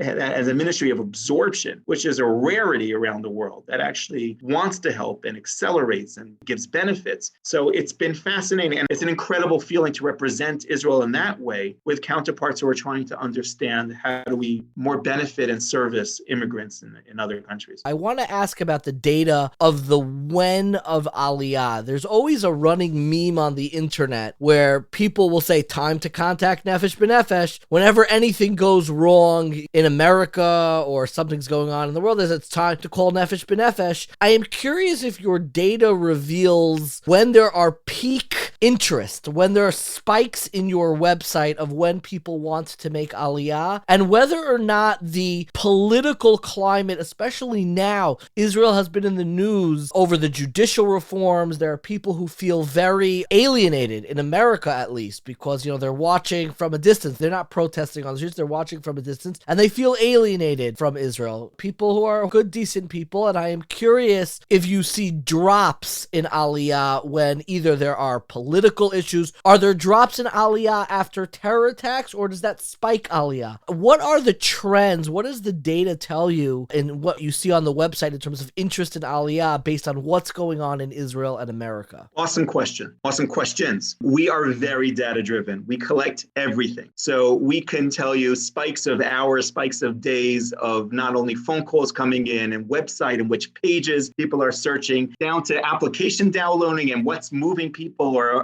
impetus for people or catalyst to submit documentation. We analyze all this and trend back and dissecting it to almost ad nauseum, but we have the data. It's interesting. Every single time you see a meme that says you got to call nefesh, as we all have seen them, there's never a spike. They're memes in itself.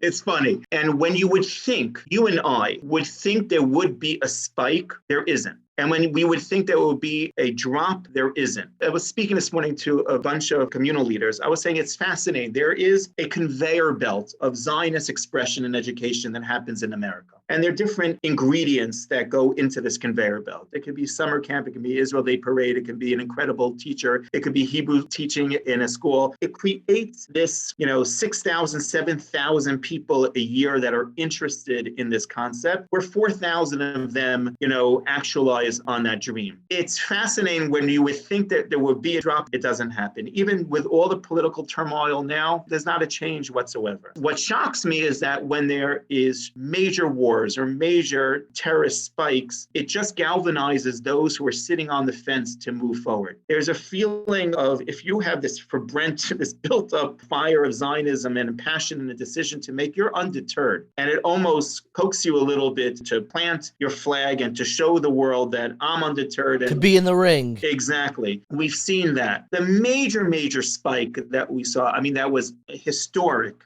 And we have the data since 1948 as well that we work with a Jewish agency, not to the depth of when we started the foundation, but during COVID. COVID created an unprecedented spike for a few reasons. Number one, people were working remotely and encouraged to work remotely, and where professional growth was always a deterrent or an obstacle for aliyah, all of a sudden that didn't exist because they can work remotely. Family, people shifted to connecting with people through, and people maintained relationships, even intensified relationships. And when people felt that it was impossible to leave that cousin, that brother, that mother, all of a sudden they lived for 2 years without that. And that also diminished, not removed, but diminished that concern and want. But most importantly, it was a pause. It was a major historic, hopefully once in a lifetime pause on a pandemic level, that people were able to sit around that table for a long time and discuss with their spouses or with themselves or with their children, what are we doing? What are we doing? What's our future trajectory? What do we stand for? We're so caught up in life constantly with the noise of life. And sometimes we're so involved in community that our identity is so fused and interwoven with our community affiliation and allegiance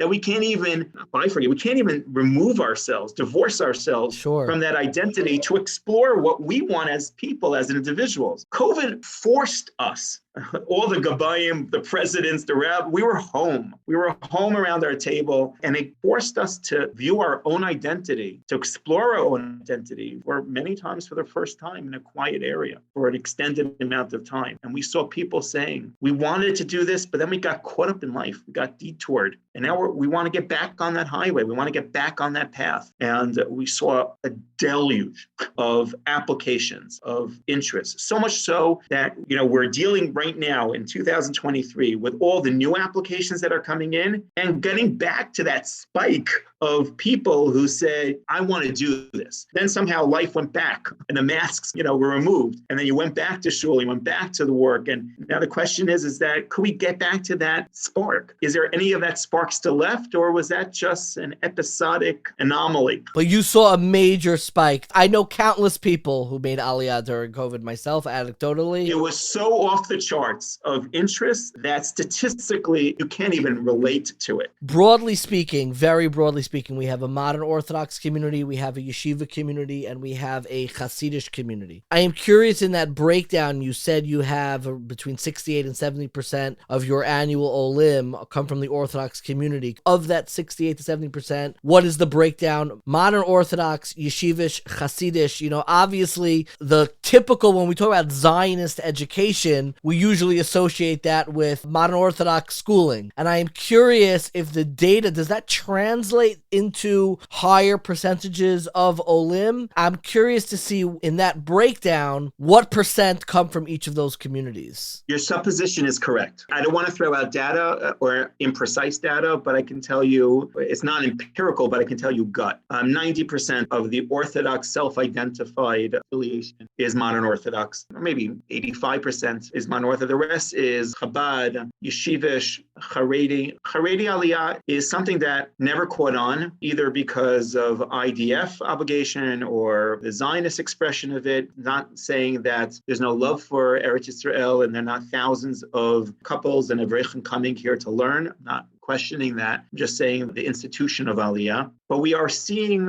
an uptick for sure of conversations within Lakewood and Passaic, especially over COVID as well, of people feeling that America is a different America for them. This is how they're expressing it. The cost of tuition is astronomical. And Rosh Yeshiva, or individuals who were always dissuading, aliyah, all of a sudden you have Das Torah in the yeshivish community that's saying, you can do it, but do it correctly. So I'm having conversations with these institutions and with these personalities, and it's fascinating because they very much feel that there are thousands of numbers of individuals, and they claim Yoshev HaMizvadot are sitting on their suitcases waiting to make this decision. Even being a catalyst for me to make sure that I had a staff member who was able to speak their lingo, their culture, their sensitivities, their nuances. I was about to ask that. You have this synergistic relationship with the actual state of Israel, and I'm curious, is there ambivalence or concern given your relationship with the actual state of Israel in terms of Olim, people who are coming to Israel, who the culture within their community, their values, they do not want to serve in the IDF. They want to come and have the exemption so they're able to learn and study Torah all day without taking a value judgment on that ability of communities to do. Do you have any pressure? Do you have any guide for when you're talking with a couple or an individual and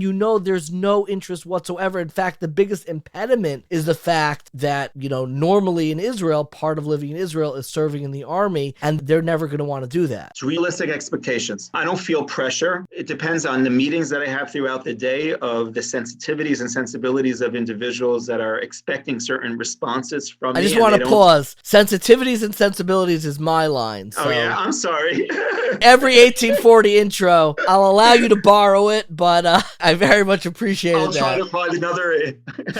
Okay, going back to our question. I think it's the realistic expectations that we have to pose, that I try to pose and we try to pose to each other. And there is not a duplication of life. You're not duplicating your life here. Even though many times we default to want to move like likes like. I hope that's not also another one of your sentences, but we tend to default to what we consider normal. So I have to adjust expectations, not just for the client, for the OLED, but also for the institutional pressure of what they are expecting. And it's across the board. The modern Orthodox family might expect Jewish education to look a certain way and then shocked to see what a classroom looks like. A Reform retired couple expect to be part of a Reform synagogue or temple when they get here. They'll be shocked that they can't find one in their neighborhood. A Haredi family or a Yeshivish Baltimore couple who feels that they could be both an incredible lawyer and a lamdan in the Beis Medrash will be shocked to feel that that is a unicorn in a sense. So you have to have people start to adjust. And again, going back to what we said before and had conversation of what is considered quantifiably a success story for us, and then reverse engineer it. What steps do we need to do to take to ensure that we hit that happiness without blinders on? Understanding how we have to redefine, define, adjust, compromise, reinforce, instill values, compensate, all those different,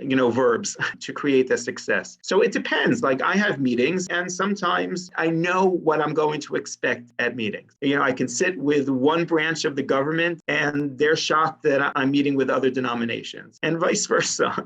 But I pride myself and I pride our organization that they know that we are respectful of every Jew and we are that bridge to fulfill their dream. So I don't have that much pressure anymore. I used to intensely. What was that pressure for? To bring a certain type. Gotcha. I'll give you I don't want to get into trouble. Get into trouble. It's 1840. It's what we do. Yeah, why not? So I had a few conversations with Shimon Peres. I had many, many conversations with him. A brilliant human being, even though we differed politically, or I don't have to even say where I stand because I usually don't. But he was once standing at the bottom of a charter flight, welcoming a charter flight, and people were coming down the plane. And he pulled me aside and he said, not derogatory, but it seems like they're all Orthodox, or the tone was. So I pulled over the the person that was wearing a black hat who looked as yeshivish as possible. But I know the background of the Olim, and I said, Mr. Prime Minister, I want to introduce you to so-and-so. And then I said, he is going to be the new head of this department in this hospital. Wow. And he paused and he was like,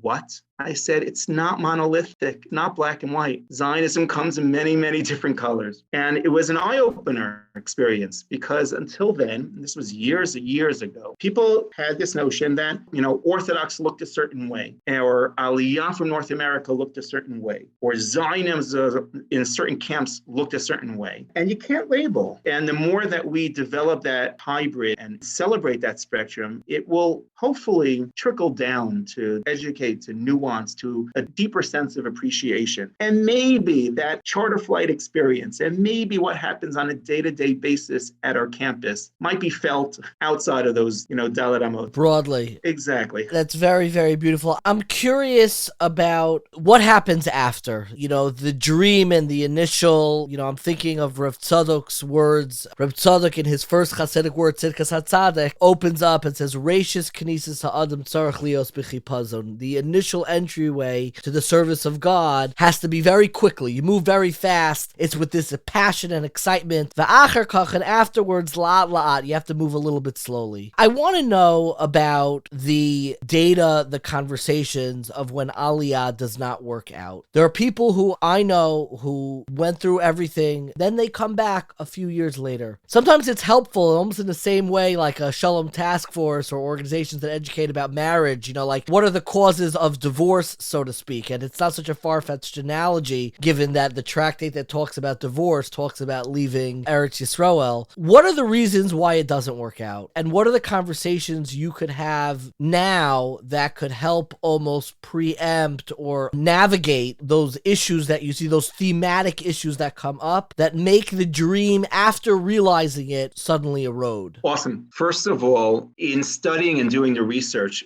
we did twofold, 2 tiers of research before we launched the organization. Number one, the dormant applications to move to Israel. Why did people start the process and just stop? What obstacles were they encountering that just they created a cold feet experience? And second, why was there such a high level of return and a lack of recidivism or retention rate within the aliyah? Just know before 2000, up until 2001, we created the foundation in 2002. Statistically, Sergio de Pergola is a famous statistician in Israel. The rate was almost 56% failure rate within the first year and a half of aliyah from North America. Today, as we're audited and we're in the kishkas of government audits, we're at a 91% retention rate. Wow. Which is awesome. And that's why we're studied around the country. And we know when people leave and we know when people come back. And I don't want to get into big brotherness of it all. But it's still, we've helped 80,000 Olim. 80,000 Olim with a 10% failure. That's still a lot of, those are the people that you and I know. It still hurts. If you and I were tadchanos or marriage counselors or matchmaking and we said that 90% was successful marriages, we'd be happy because divorce is horrific. But it hurts you when you see something fail. Now, there's certain reasons that are beyond anyone's control. A sickness requiring a person to go back, a family member that requires added, closeness or proximity with a relative, or opportunities, incredible opportunities that are miraculous that a family, it will be stupid for them not to take. But then there's the painful ones. Painful ones fall into 2 different categories. The people who ignored advice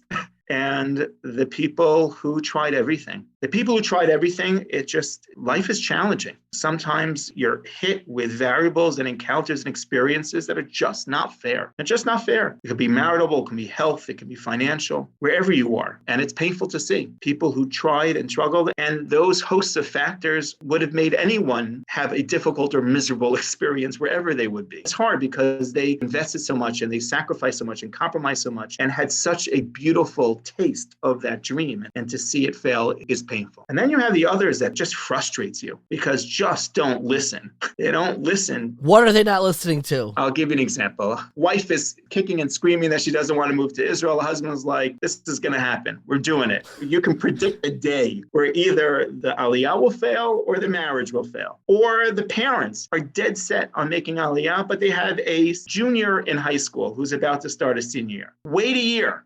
Just wait a year. It's going to kill you just waiting a year. And you should just know, I get flack from the government. What are you doing? You're dissuading people from moving to Israel. I said, I'm investing in success and people and helping people actualize their dream, not accelerating a train wreck. You have to know your family, even to the point that I sometimes say to a family, if you have 2 tickets that you can spend on a pilot trip, then one parent and your eldest child should go on that trip. You need to get the entire family involved and in sync in this decision process. And sometimes you have individuals who make educational mistakes. What are the most common educational mistakes? Because I know that's an issue that comes up. You're going to get in trouble on this. We're going to say it. Families come and they feel a pressure, a religious pressure to affiliate with a certain institution or an educational track, which is in contrast to what their child is used to. And it creates a disconnect or a dissonance to a point that children either feel a hypocrisy of family values to the educational institution that they're placed in, or a duplicitous of sorts, and it creates conflict. It creates friction within the family. And I see it and I can predict it. Certain issues, familial issues, are unpredictable. Certain ones, you can see it in the making. It's hard to see people not listen for an inevitable result. Mm-hmm. And it's challenging. And you're honest when people come to you. I'm sure educational issues is a big thing. You know, even a, so to speak, more American type school, it's not, I don't know, it's not DRS, it's not TABC. That model doesn't really exist in Israel. The counterpart in Israel, and this is, I guess, really hard for a lot of people, and I guess it includes myself, of like the, I don't know if you want to call it right-wing modern Orthodox, or maybe like single gender modern Orthodox, people who send to like a DRS or SKA, the educational parallel to that in Israel can be hard to find, because culturally, a more Dati Leumi school feels like culturally, not really culturally, a different world, and the Haredi schools are like otherworldly, so you could kind of get lost in that. Do you work with communities to try to create schooling that is more in line with that kind of center of the modern Orthodox world? The first few years I tried, and it failed because the infrastructure, the schooling systems are not lent for that. And you don't want just pure Anglo schools, even though, unfortunately, and I say unfortunately, we're seeing that develop with super concentrated areas of Anglos. Like fully Americanized schools. Oh, yeah. I made a joke to a principal a week ago. They didn't appreciate it.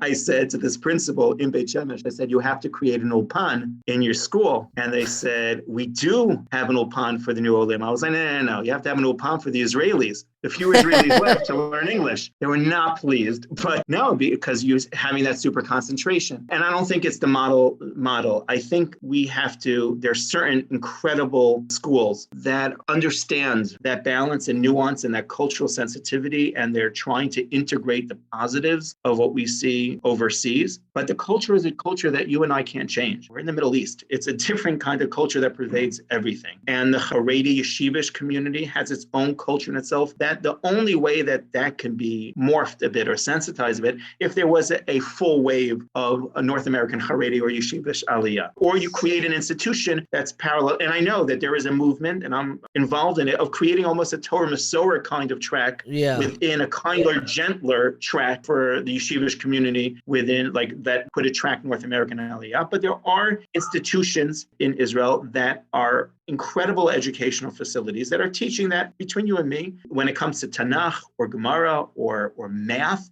completely superior than some counterparts in America. The size of classes, what the school looks like, would scare a lot of people off, but it's lopsided in that nature. Yeah, I just want to say, because I have fully Israeli Haredi nieces and nephews, I just want to say to our listeners, there are very subtle cultural changes taking place in this generation of Haredi teenagers. They're remarkable. I don't want my sister to kill me. I'm not mentioning any name. Like, I have a nephew, a Haredi nephew, who has run the Jerusalem Marathon. Fully Haredi, went into all the schools. There's always a holy volatility in Israel, where generation to generation, things change, things merge, things react to one another. I'm just curious, just overall in Nefesh B'Nefesh, how do you deal with both the American instinct and the Israeli instinct to push back on the Americanization of Israel itself? It depends on the receptivity of the institutions and the community. communities. You have some individuals that are so desirous of Anglos moving to their community, feeling that it could be a catalyst for their municipal or educational progress, that are willing to hear and are receptive to change. There are others that feel that they're fine with or without. And it's picking your battle. It's also choosing what requests you need to make. If I know that a school is going to have an influx of 30 new second graders coming in the summer because of a wave of aliyah to a certain area. So my chip that I'm going to cash with the mayor or with the educational committee is to add a classroom or a caravan or whatever it needs. Not could you nuance this to absorb people, or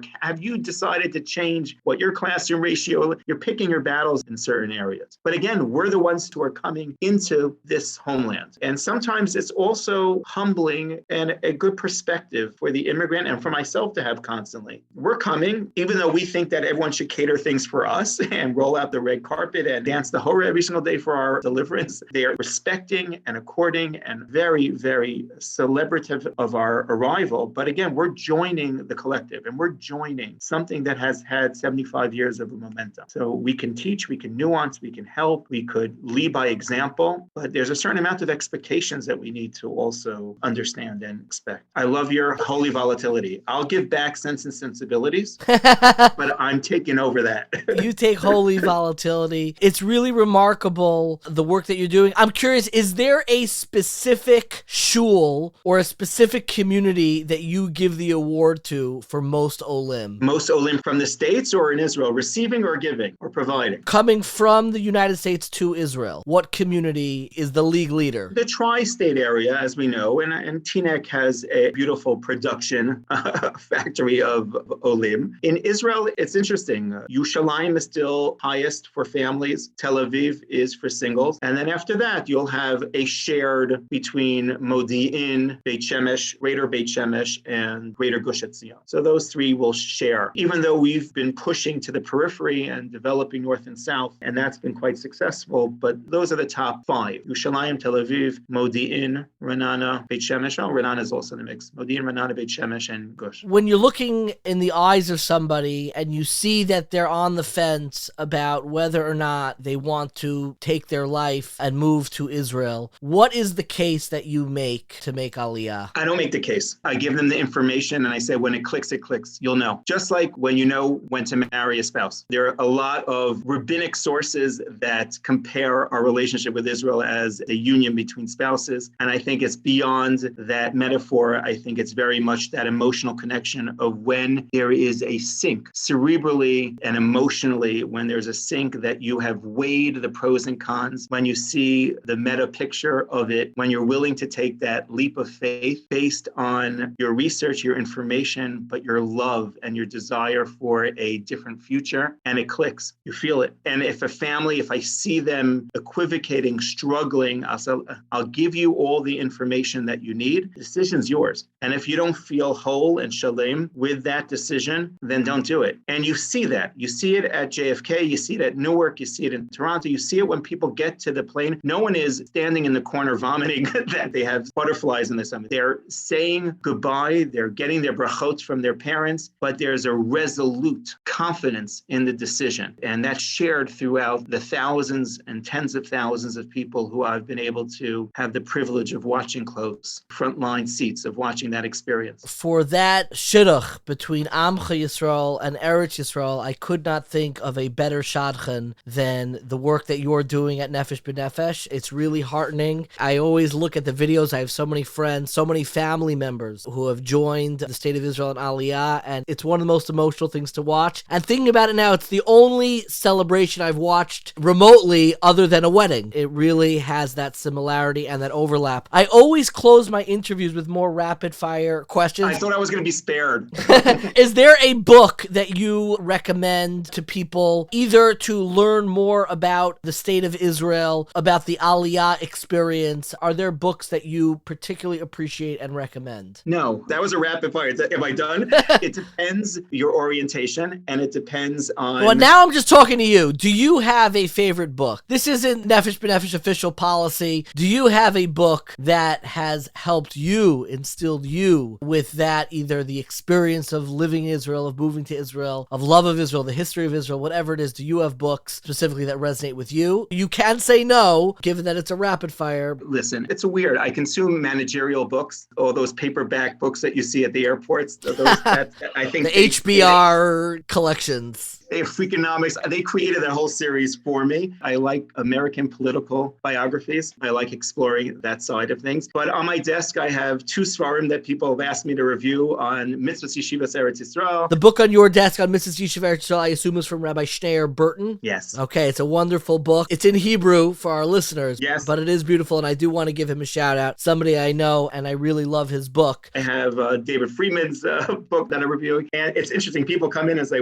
pick a lane, man. And I say this to you, either need to double down in strengthening your core, and then you're going to be feeding the very essence of what's driving you forward. If it's Torah, then there are so many Torah svarim. Then others were not motivated by that, or it's more of the historic context of it. So many people in their essays, in their aliyah essays, I know this is not rapid fire, but so many express, I don't want to be on the sidelines. You only live once. This is incredible history. What is an aliyah essay? Wait. What's an aliyah essay? Oh, when you're filling out your application, people describe why they're interested in making aliyah, and you get to learn a little bit more about that individual. Are those publicly available? They are not. But one day when I make my book, right, it's going to bring in a lot of those vignettes. You have a storage house of thousands of essays of why people make aliyah. Tens of thousands. And tens of thousands of people who wrote that they want to move to Israel, but they didn't. I hope one day we're able to see that. I didn't know that that's a part of the application. It used to be mandatory. It used to be mandatory for financial assistance for the grant from Nefesh, but people write, and it's incredible. And in our conversations with them, everything's annotated and everything is recorded. I mean, so we have those conversations of the motivational factors, of the fears. Wow. And it's beautiful. If you want to have nechama, some comfort after a 3-week experience, a Shavasa B'Tammuz, a Tisha B'Av, just go through some essays of just the longing and the visceral emotive connection that our Jewish people have with our homeland. And it's just only more stunning. Any essays you want to share with me, I wish some of them were public. With or without names, we'd be happy to publish them. That's a treasure trove. No, 100%. It's also interesting to see the shift. I'm seeing shifts with young professionals, how they express their want to move to Israel. And it's this whole generational phenomenon. It's very much,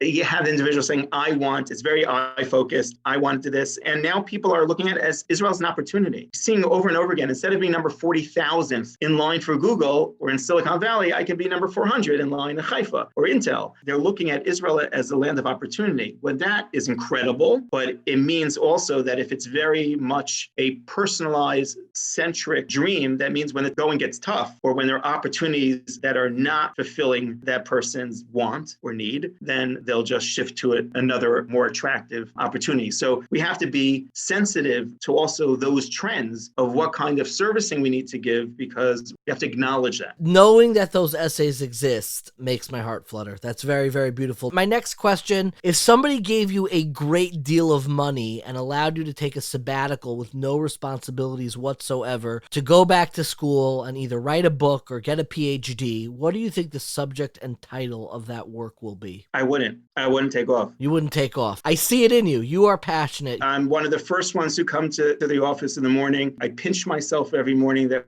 we have an incredible campus, but that we get to do incredible work every day. And we're able to actualize dreams and fulfill dreams. Mr. Gelban and I, Tony and I, speak all the time. We got to sit down. We got to put these stories. We have hundreds of stories, crazy stories. 20 years of doing this on a political level, on institutional level, on historical level, on a threat level, but we just don't have the time. And I don't want to take off. Sometimes I was planning to become a doctor, 28 years ago. I was always on that maslul, that track to go into pre-med. Sometimes I toy, maybe I should go into sciences for a year. Could I get something done in a year? Or my kids want me to go to culinary school for a year. My wife wants me to sit in a base medrash for a year. Besides all of that, I wouldn't give it up.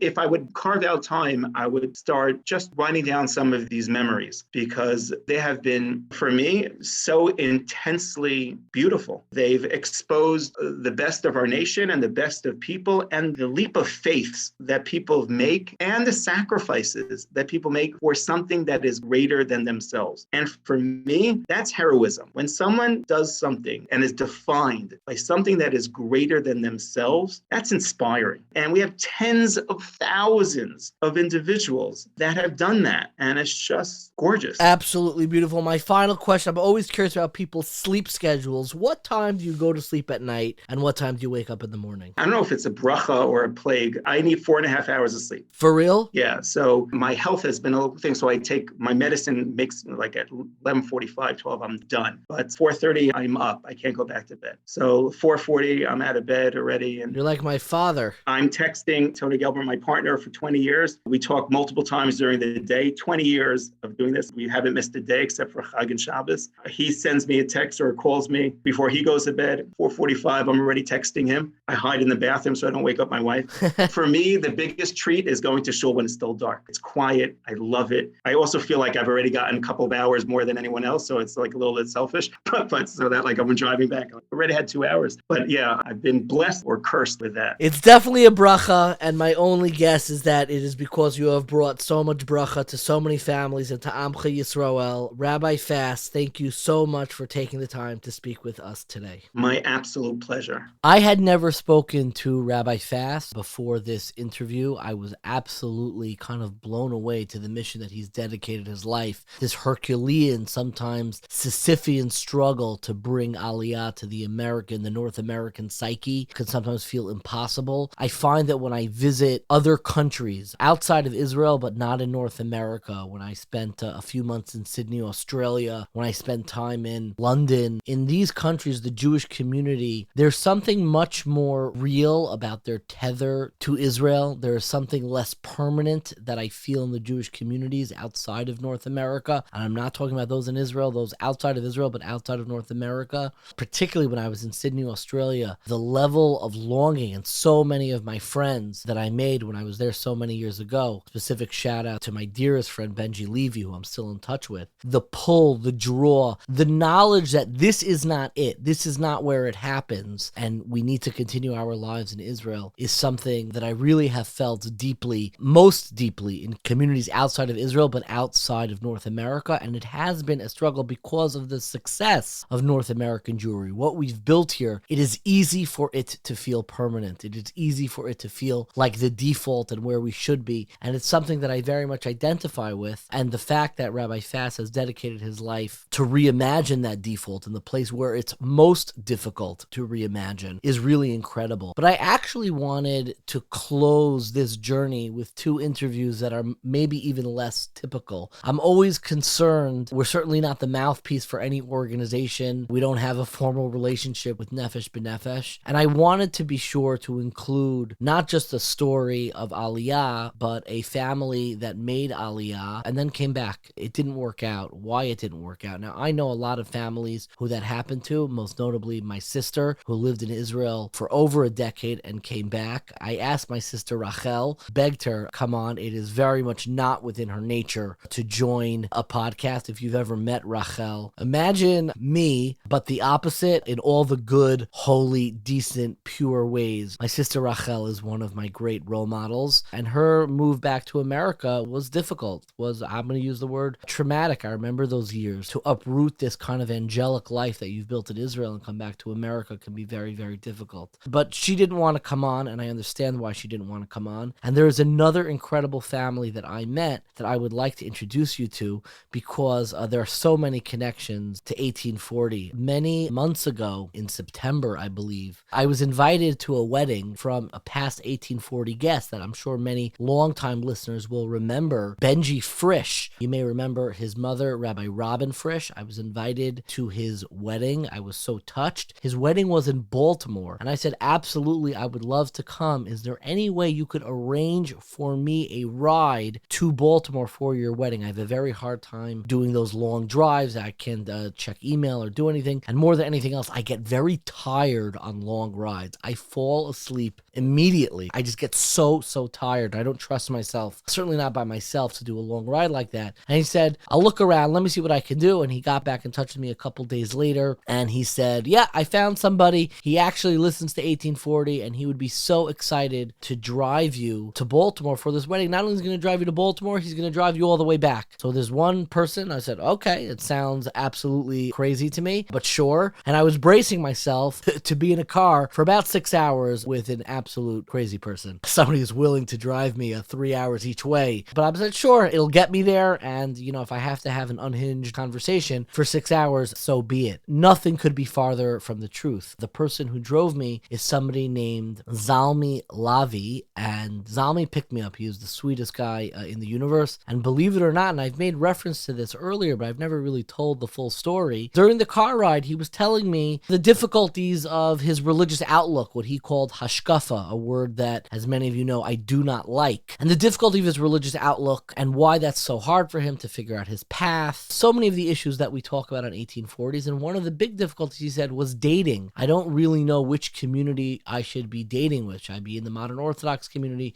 Should I be in the yeshiva community? What is the right path forward for me? And he kind of said, more as like a side point, he said, I haven't really started dating. I do know, I have family friends. There's this one friend that my family has. She eats over all the time, but she's also, not right for me because she's too X, Y, and Z, and explained why her religious outlook would absolutely never work for him. If you listen to our series on dating, you will know that my response right away was, that doesn't really sound like an irreconcilable religious difference to me. With all my respect to Netflix Jewish matchmaking show, I don't believe in breaking off a relationship because of nuanced, kind of very nitty-gritty niche religious differences. I think they're doable. And I looked at Zalmi and I said, I'm going to be real with you. I think you're absolutely crazy. You don't need to marry this girl who you mentioned offhandedly, but you should give her a shot. She sounds like somebody who sees you fully and knows your entire family. And we had 6 hours together. We kept on talking about this relationship. He says, nah, it's not going to work. His father called in the middle. Edo Lavi said, hey, how's the ride going? I'm like, forget the ride. What's the deal with this girl? Why isn't Zalmi going out with her? He's like, oh my gosh, you guys really got into it. And the entire ride, he's like, well, when would I ask her out? The wedding was on a Thursday. We're driving back late at night. I said, I don't know. How about Friday, tomorrow, and go out with her on Motzi Shabbos? And believe it or not, he actually took my advice and he asked her out. They went out that Motzi Shabbos. They got engaged around Thanksgiving time. And I was recently at the wedding, and that is how I met the Lavi family, that through the wedding of a former 1840 guest, Benji Frisch, for my ride there, I was at Zalmi's wedding. I actually signed his ksuba, and that moment, that one car ride, fortuitous car ride, to kind of create another bias Neman B'Yisrael. I didn't introduce him to this girl, but we pushed pretty hard on that 6-hour car ride to give her a chance and to date and to really see if this could work. And thank God it did. And being at that wedding and connecting to the family was really, really incredible, and really kind of brings full circle our conversation, because Edo Lavi is extraordinarily close with the Benovitzes, and Edo Lavi is Zalmi's father. And I spoke to him because not only did he make Aliyah, live there for 16 years, but after 16 years, they moved back to America. And what we spoke about was the decision initially to make Aliyah, why they made that decision, and most importantly, why they decided to move back and how he lives with that decision. He is really an incredible person, an incredible family, which is why it is my absolute privilege and pleasure to introduce our conversation with Edo Lavi. I would like you to take me back to the initial decision. Why did you decide to make Aliyah? At what stage in your life were you? And why did you come to that decision? Okay, so this is a story that I told many times, but I haven't actually told in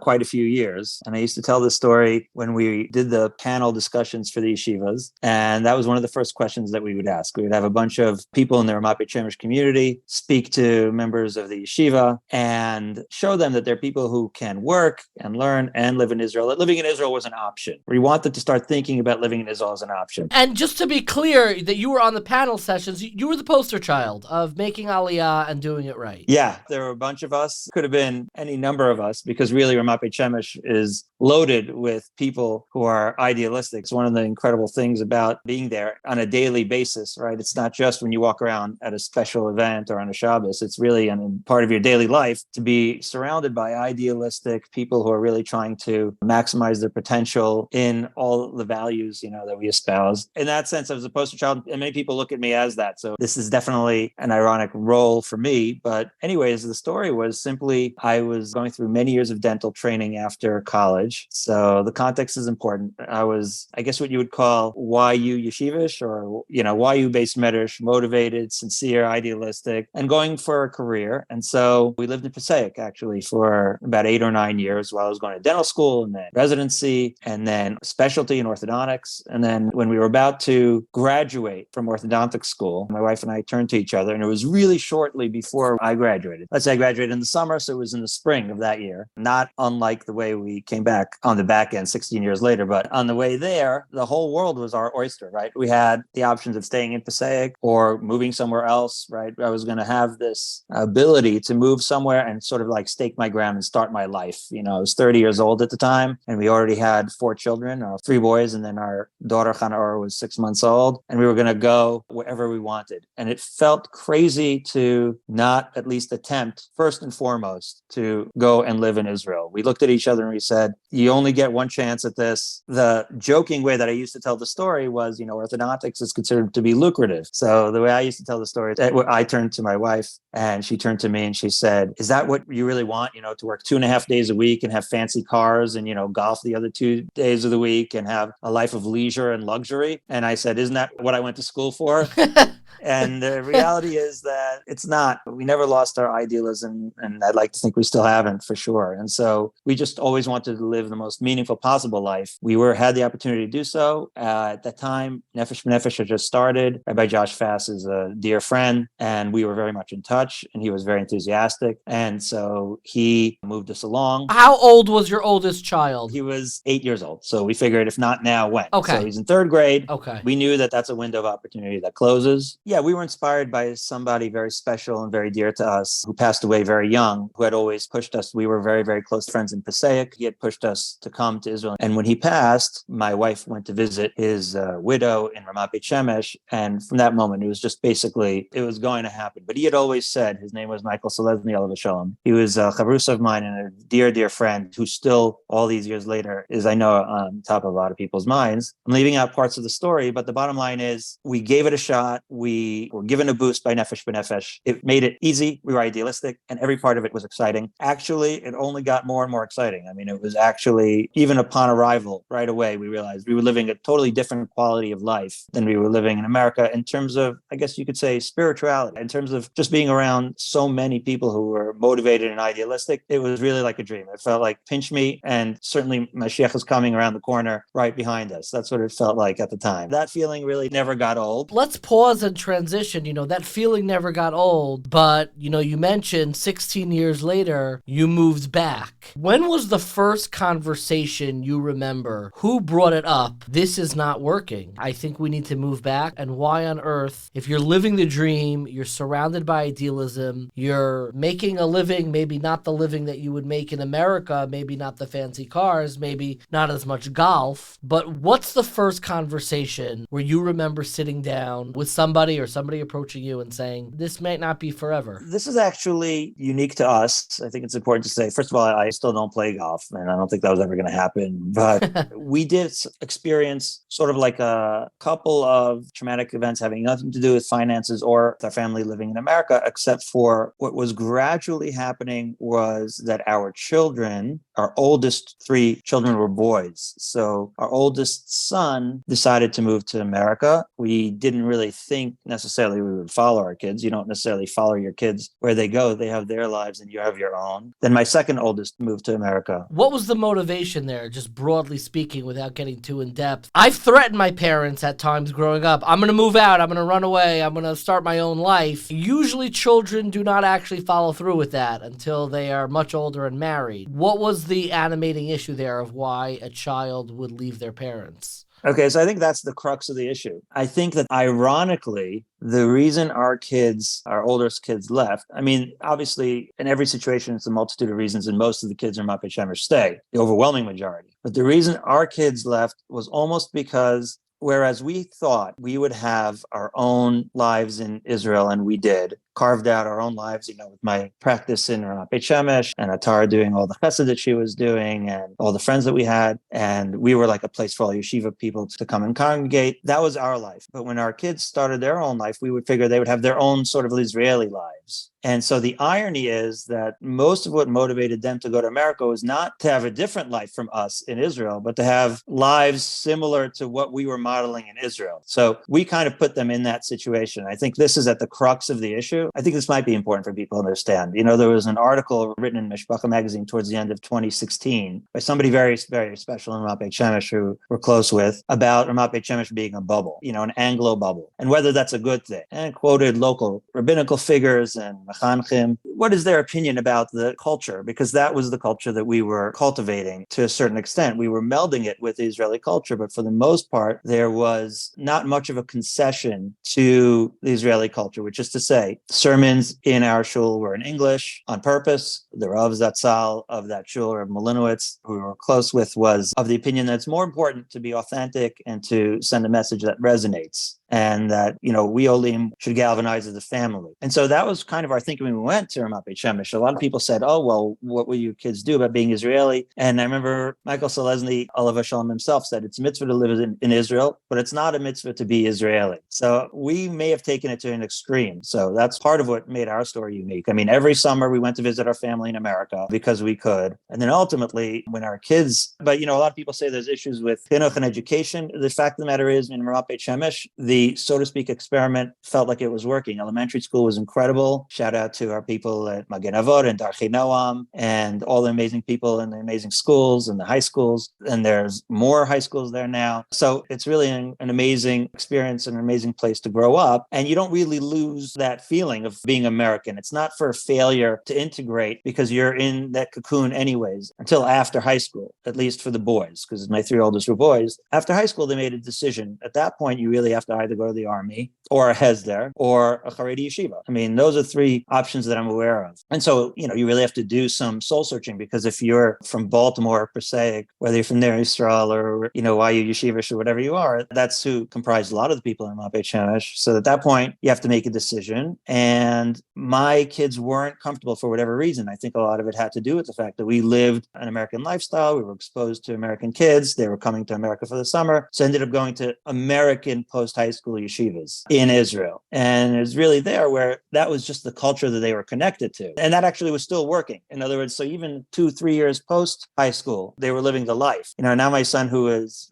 8 years old when he came, my oldest son was, let's say 22, and we were still living the life. And then it became a situation where he didn't have a very already well-trodden path to go on that was comfortable for him because we had this mantra, it's a mitzvah to live in Israel, it's not a mitzvah to be Israeli. And, to this day I question, that was really the crux of the issue. Would it be worth it for us to encourage a more Israeli life? And that was the crux of the article, because the article in 2016 caught a lot of flack because it's a very emotionally charged issue because we're all family, but most of us are displaced from our actual families back in America and you're Olim and Ramat Beit Shemesh. So you're talking about people who have made each other family. And if one person sort of like drops out, it's very traumatic for that person and for everyone else. Traumatic for the rest of the community who stay, because we're all here making this sacrifice together. Do you think when you decided to leave, like, the trauma was like the doubt, or are we doing it right? Was it just this family who left? Do you think it surfaced a doubt that a lot of people live with? People did talk to us after that. And some people at that point felt,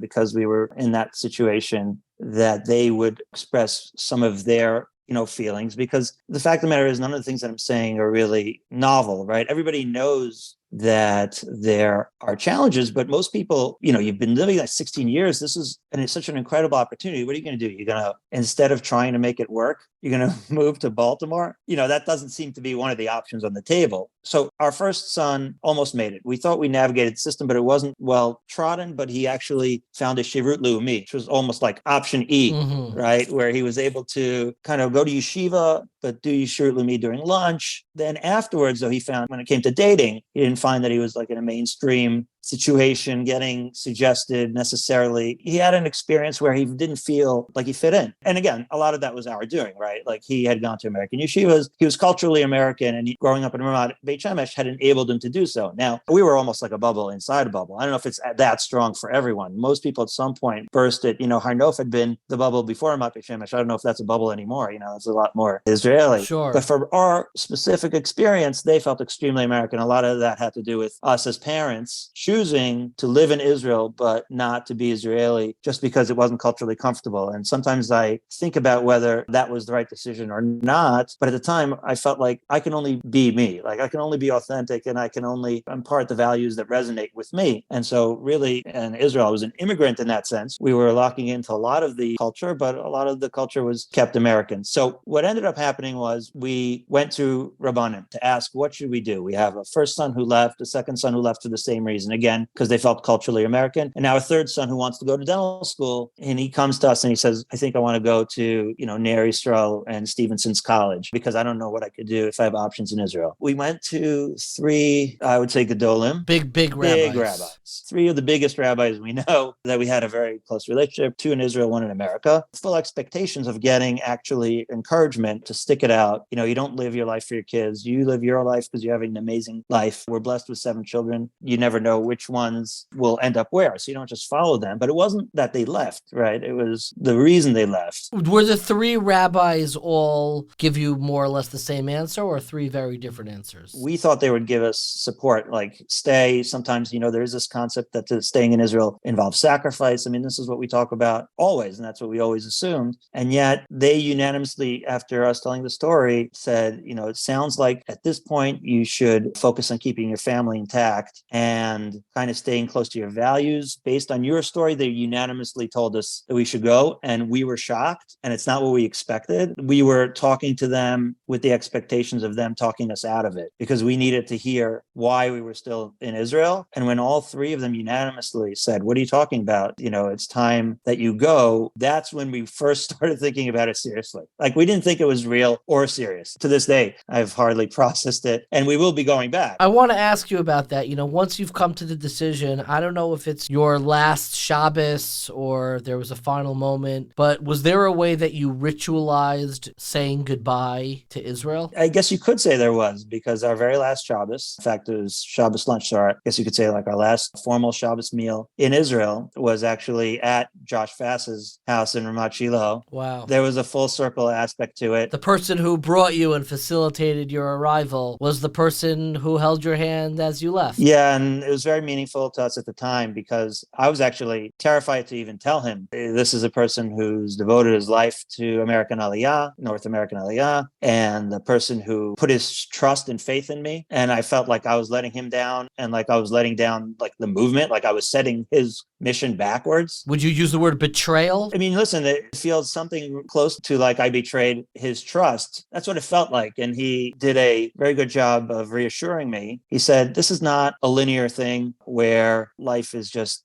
starts and ends, in this chapter. It's very much this chapter was necessitated, again, possibly by our own actions, but for whatever reason, that chapter had to happen. That doesn't necessarily mean you won't be back. And he told me a story, I remember, of his own parents who attempted aliyah at least once, maybe even twice, when he was in grade school. And each aliyah, lasted about a year. And yet now his parents live in Israel and all of his siblings live in Israel. So something was planted, and it's about planting seeds. And it's about, for us at least, inculcating your children with your values. So that's the irony, right? Our children, instead of like taking the ball and carrying it in their own way within Israeli culture, they wanted to sort of emulate what we did. And so I have no doubt that along with us eventually ending up and back in Israel at some point, I have no doubt that, our children, many of them, well, some of them will, some of them won't, but the love for Israel, thankfully, has been instilled. And I think it's a blessing that, that we go back, even though we ended up choosing to go based on advice that we got, we were able to leave with understanding, at least, that there is no place like home, and that Israel is our home, and that it is for pragmatic reasons that we have to have a temporary chapter here. And those reasons actually ended up, in a way, sometimes when you make a very, very difficult decision, things fall into place to make you feel like maybe it was the right decision. And you actually had a hand in that, David, because aside from the fact that COVID hit, then my mother-in-law moved next door to me. My sons, who had been living in New York and Connecticut, moved next door to me. And then my son, who was going to dental school, ended up marrying the girl 3 doors down. And you don't have to play the music. This is the Rothwax episode, but he did marry the girl 3 doors down. And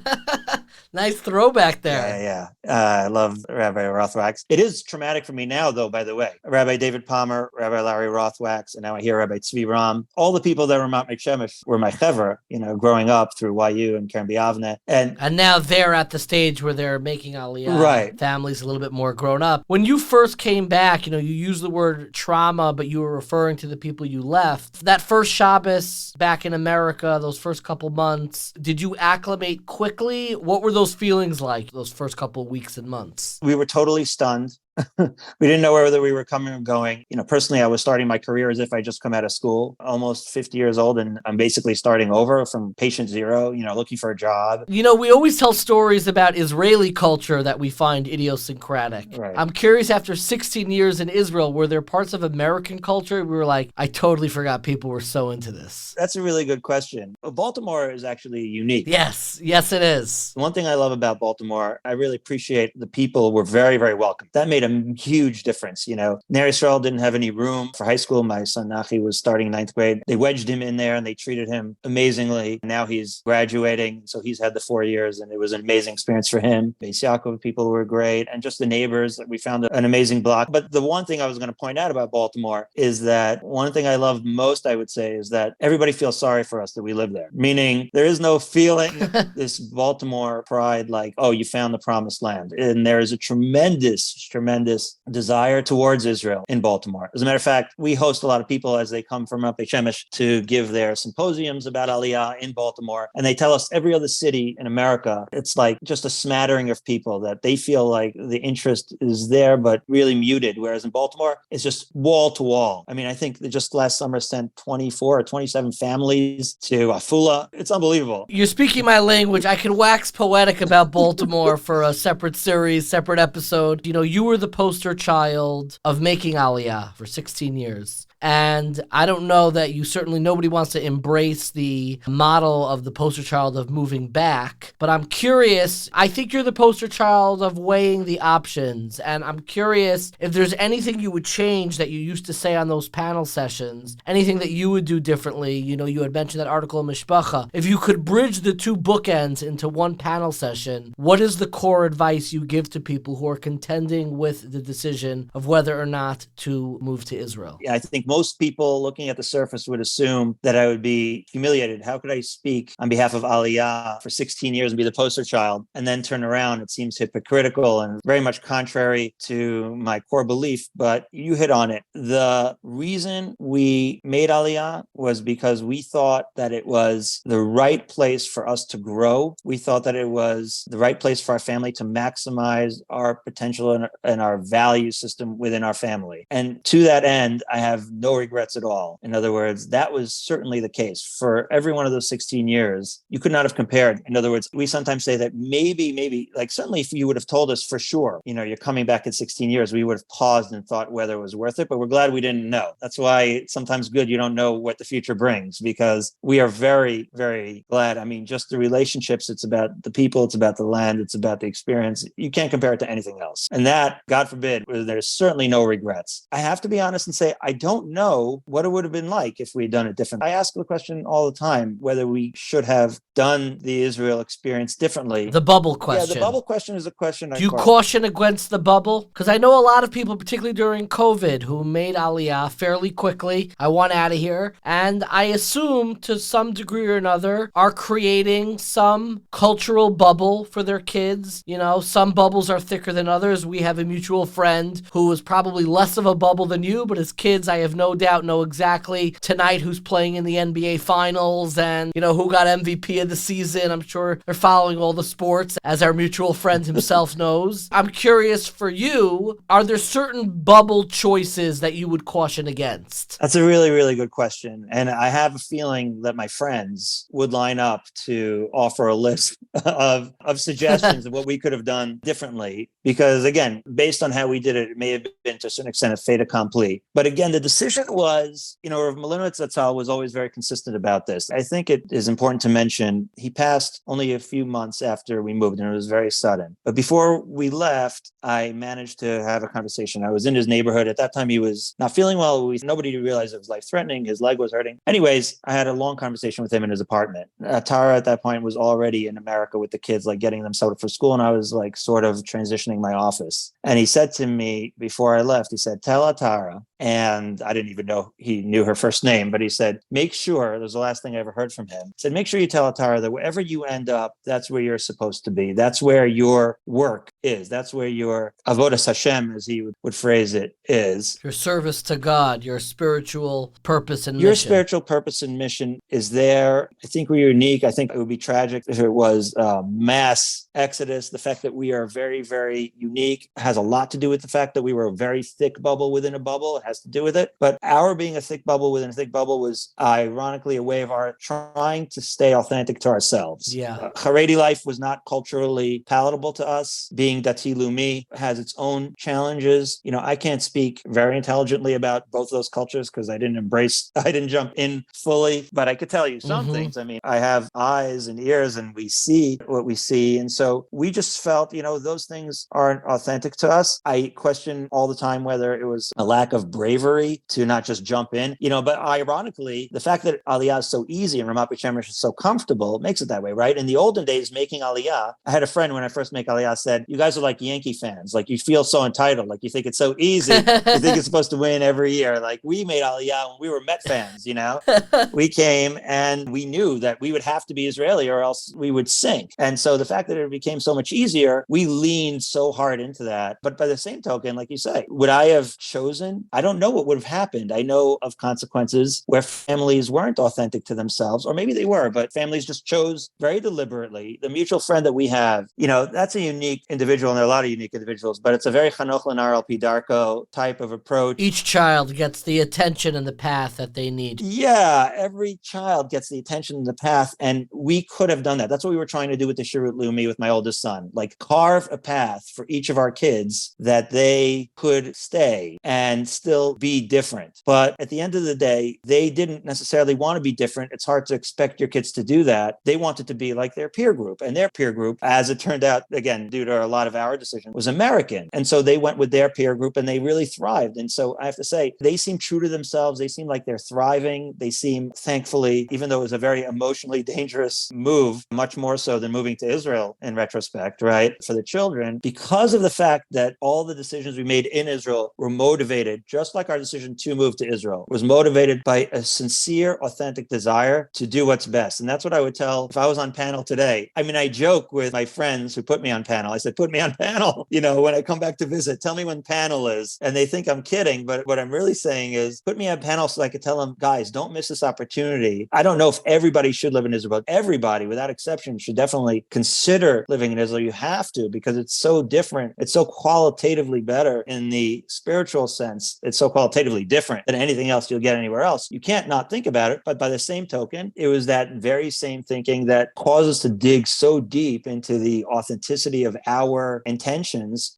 To admit to yourself, it feels like admitting defeat, feels like admitting failure, but to admit to yourself that maybe this isn't the place where I'm going to thrive the most, it was really difficult to arrive at that decision after assuming otherwise for so long. And that's what Rav Melinowitz Zatzal was trying to explain to me, to sort of understand that that circumstance happened to us and that was meant to happen to us and meant for reasons that, obviously some of them may be beyond us. And we take great comfort in knowing that at this point, I just stay to my authenticity, right? I just have to stick with, if it makes sense and it feels like I'm maximizing my potential. One of the things I took on learning incentives for myself, took on certain things that I said my schedule is going to be qualitatively different than it was just because I'd gotten so busy and I'd allowed myself myself to be looser with my schedule because I was in Israel. And so maybe when I sort of like rebuilt my life, I decided I'm going to rebuild this chapter on solid foundation so that when I come back to Israel, God willing soon, God willing, I will have been enriched. Now, if I'd not been in Israel the last 16 years, I'd be nowhere near the person I am today. And so I'm hoping that we sort of embrace our family, get a foundation where we can come back more solid, as Josh Fass predicted. And Israel itself is changing. I mean, we left for Israel knowing, right, that there was polarization and knowing that people who are middle of the road sometimes have a difficult time with that, but thinking there was a critical mass of people that would forge a middle ground. And that's what I talk about with our mutual Rebbe Rav Breitowitz all the time, Shlita, right? We talk about this idea that that's something that hopefully will develop over time. And it has developed a tremendous amount from the time that we got there to the time that we left and continues to do so. And so good things hopefully are ahead for Israel, and hopefully it would be a fitting place for us to return to very soon. I feel like all of your decisions embody, in the truest sense of the word, being a ben aliyah, someone who is always moving upwards and infuses even your yerida, of course, is letzorech aliyah. Even coming back is ultimately serving the purpose to move back, to continue writing new chapters for you and your family, who I love so much, and you know that. And I cannot thank you enough for sharing your story with me today. So thank you so much for your time. Thank you for your interest. Thank you for all your help and support. You're one of the many people that we feel were sent to us to guide us along in this chapter of our journey. And I sincerely hope that you'll join us on our next chapter. On the next leg. Be able to join on the next leg all the way back home. Amen. Before we conclude, and if you're still listening, God bless you. And I'm sorry if you're stuck in traffic, if you're listening to this long of an episode. But I felt there was something missing in our conversation, and that is really not the ideological presentation of anti-Zionism, but the experience of growing up, not in the modern Orthodox community in Israel, which so many of our guests kind of fall within those contours. But what is it like growing up in the Hasidish, Haredi community in Israel? And I reached out to a friend of mine I'm still in touch with from Mishpacha magazine. I'm not going to disclose who that is. You're probably going to guess wrong. That's the honest truth. Somebody who I hold in incredibly high esteem, who is deeply immersed in the Haredi Hasidic community. She herself belongs to it, and somebody who has been incredibly helpful to me over the years. I actually invited her to join. She declined for 1,001 reasons, none of which surprised me. But she said, I have somebody who I think you should speak to about what it's like, the relationship to Israel. And she introduced me to an incredible person, Rav Ahron Levi, who is a Sanzer Chassid living in Israel. I reached out to him. He was incredibly kind. He's not a rabid anti-Zionist. He grew up Haredi and Hasidish in Israel. He lives there now. This is the world that he inhabits. And I asked him about his conception of anti-Zionism. I appreciate his response. Obviously,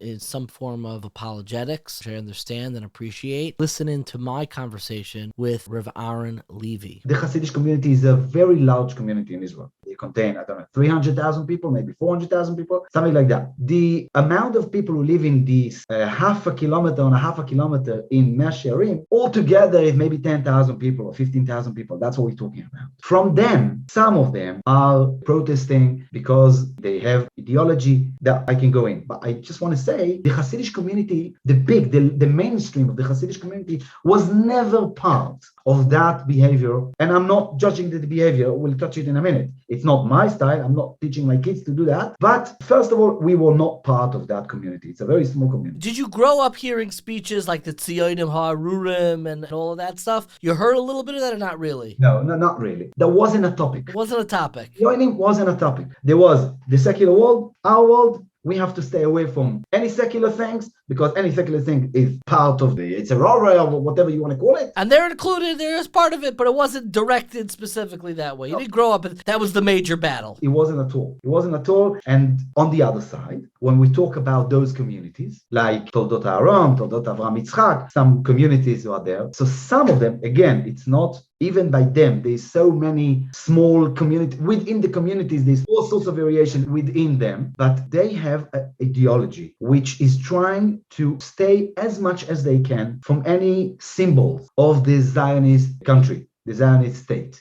For example, you can see sometimes how they burn the flag. So what does it mean burning the flag? A flag has a meaning, is a symbol for something. They say this is a symbol of the Zionist idea. We're not part of the Zionist idea.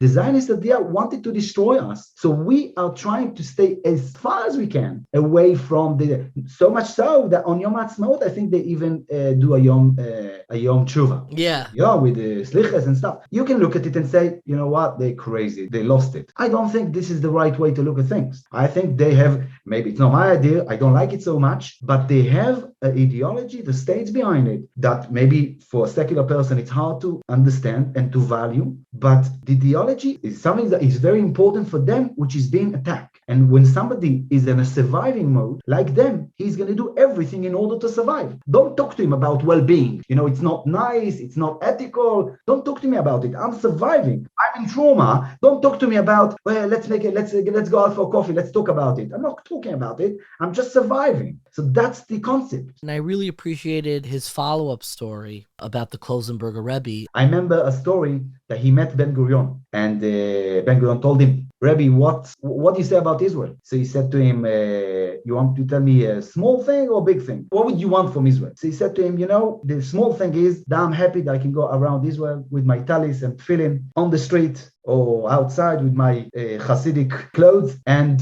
it's all right. Nobody disturbs me and nobody hates me because of that, and I'm fine. And this is somebody who lost his entire family in the Holocaust. This is a person, a holy person. The holiest. 11 kids and a wife in the Holocaust, and stood up from the ashes, mamash from the ashes, stood up and he built a beautiful community. It's one of the most incredible personalities and stories in all of Jewish history. There's books Sure. about him and movies about him. He's an incredible person, and he's davening and he's praying, and he built Laniado Hospital. It's an amazing person who is like a model for life. Correct. So then Ben Gurion told him, and what's the big thing that you would want to see? So he said to him, the big thing that I would want to see you with a Streimal and a package.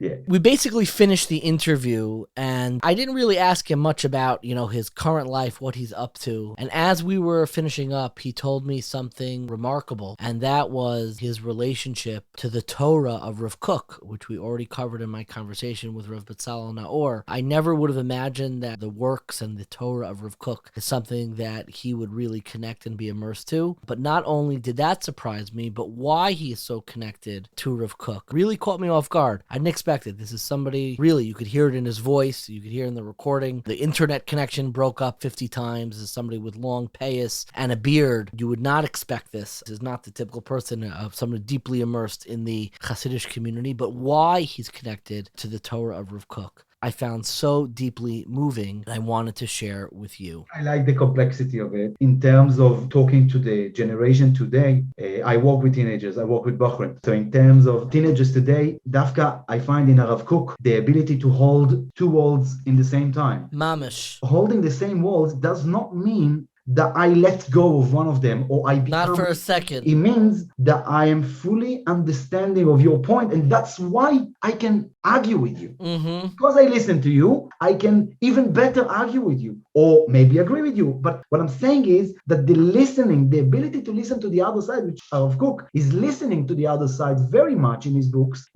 He's listening to the kibbutz world, he's listening to the Mapai, he's listening to the Zionists. He's there to listen to them and to try and see, what am I saying about it? What did the Torah say about it? Now, I'm not saying, not that I heard from Rav Feiblzon that he said that most of the big Talmidim of Rav Kook went to the Haredi world. Mishpachat Auerbach, family Auerbach. Rav Charlap, the Meimarim. Right. Why they went to the Haredi world? Because to hold the complexity of Rav Kook without Rav Kook was too difficult. Wow, that's a nice Torah. I never heard that line. To hold the complexity of Rav Kook without Rav Kook was too difficult. There's a beautiful letter in Igros Raya in Siman Ayin Tes where he talks about the need to understand your adversaries and all of the opinions. And he tells people, don't be so small-minded. You have to see the Kedusha. And it's exactly what you did talking about Toldos Ahron. I'm just curious, sociologically, are you able to quote Rav Kook, or it's more quiet, like behind the scenes, and inspires you? I'll tell you, I am a Ram, I'm a teacher in Hesder Yeshiva. Nuh-uh. Yeah.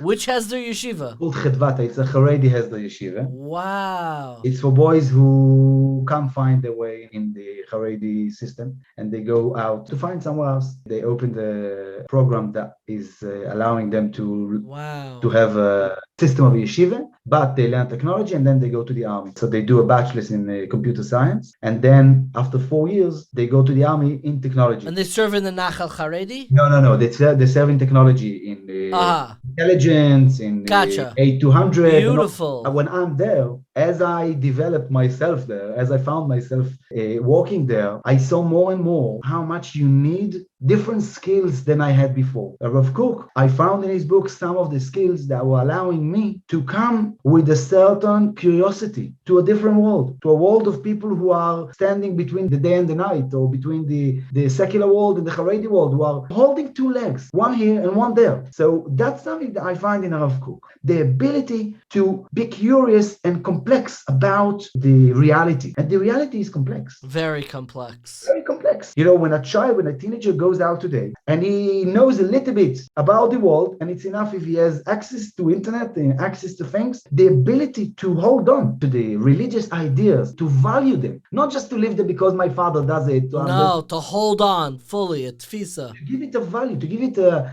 meaning. It should be meaningful for his life. It's really complex. And in order to bring it to them, you have to use unconventional things. I never would have guessed that he is teaching in a yeshiva for Hasidish Haredi boys who maybe don't fit quite into the system, but they are working in intelligence for the state of Israel. And the person who's able to hold those two worlds together is Rav Kook. And that's who able to have the complexity and the depth that's able to inspire them in the two worlds that they're trying to hold together. And I think for our listeners, that notion of holding multiple worlds, of containing multitudes, whether it's in relationship to the topic of Zionism or more broadly to the core mission of 1840, the holding on to different worlds within your Yiddishkeit, within the way that you look at the Jewish people, and being able to see the good and the holiness within different movements, different streams, different ideas, and to always be committed to think positively, even when you disagree quite deeply, but to be able to hold two worlds together and uplift and think positively about Yiddishkeit, about Zionism, about Amcha Yisrael and Eretz Yisrael is everything that we try to achieve here. And I was so moved in that final interview and really caught off guard that this Hasidish Sanzer Chassid sitting in Israel, it's Rav Kook who taught him how to kind of not let go of these multiple worlds that feel like they're pulling us in different directions and we feel like we're going to snap in the middle. But instead of snapping, we stretch. And we find that ourselves and our own interiority and our own lives are able to include so much more, so many more perspectives, so many more ideas, so many more people. So we remain more tethered and more connected to our Yiddishkeit and to Amcha Yisrael in Eretz Yisrael. So thank you so much for listening. This episode deserves a special, extra thank you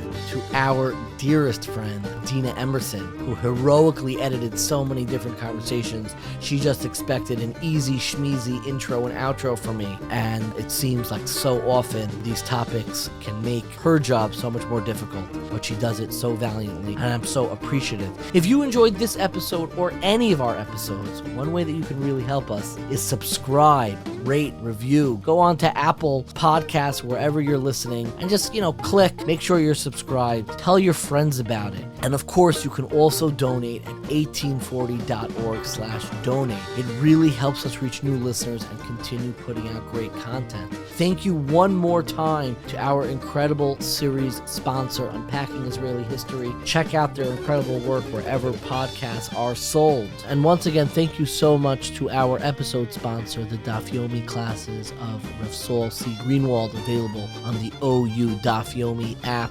No frills, all the basic concepts, all the illuminating ideas. Again, they are starting Tractate Gittin this week. You want to check it out, available on the All Daf app. And of course, you can also leave us a voicemail with feedback or questions that we may play on a future episode. That number is 917-720-5629. Once again, that number is 917-720-5629. If you'd like to learn more about this topic or some of the other great ones we've covered in the past, be sure to check out 1840.org. That's the number 18, followed by the word 40, FORTY.org, where you can also find videos, articles, recommended readings, and weekly emails. Thank you so much for listening, and stay curious, my friends.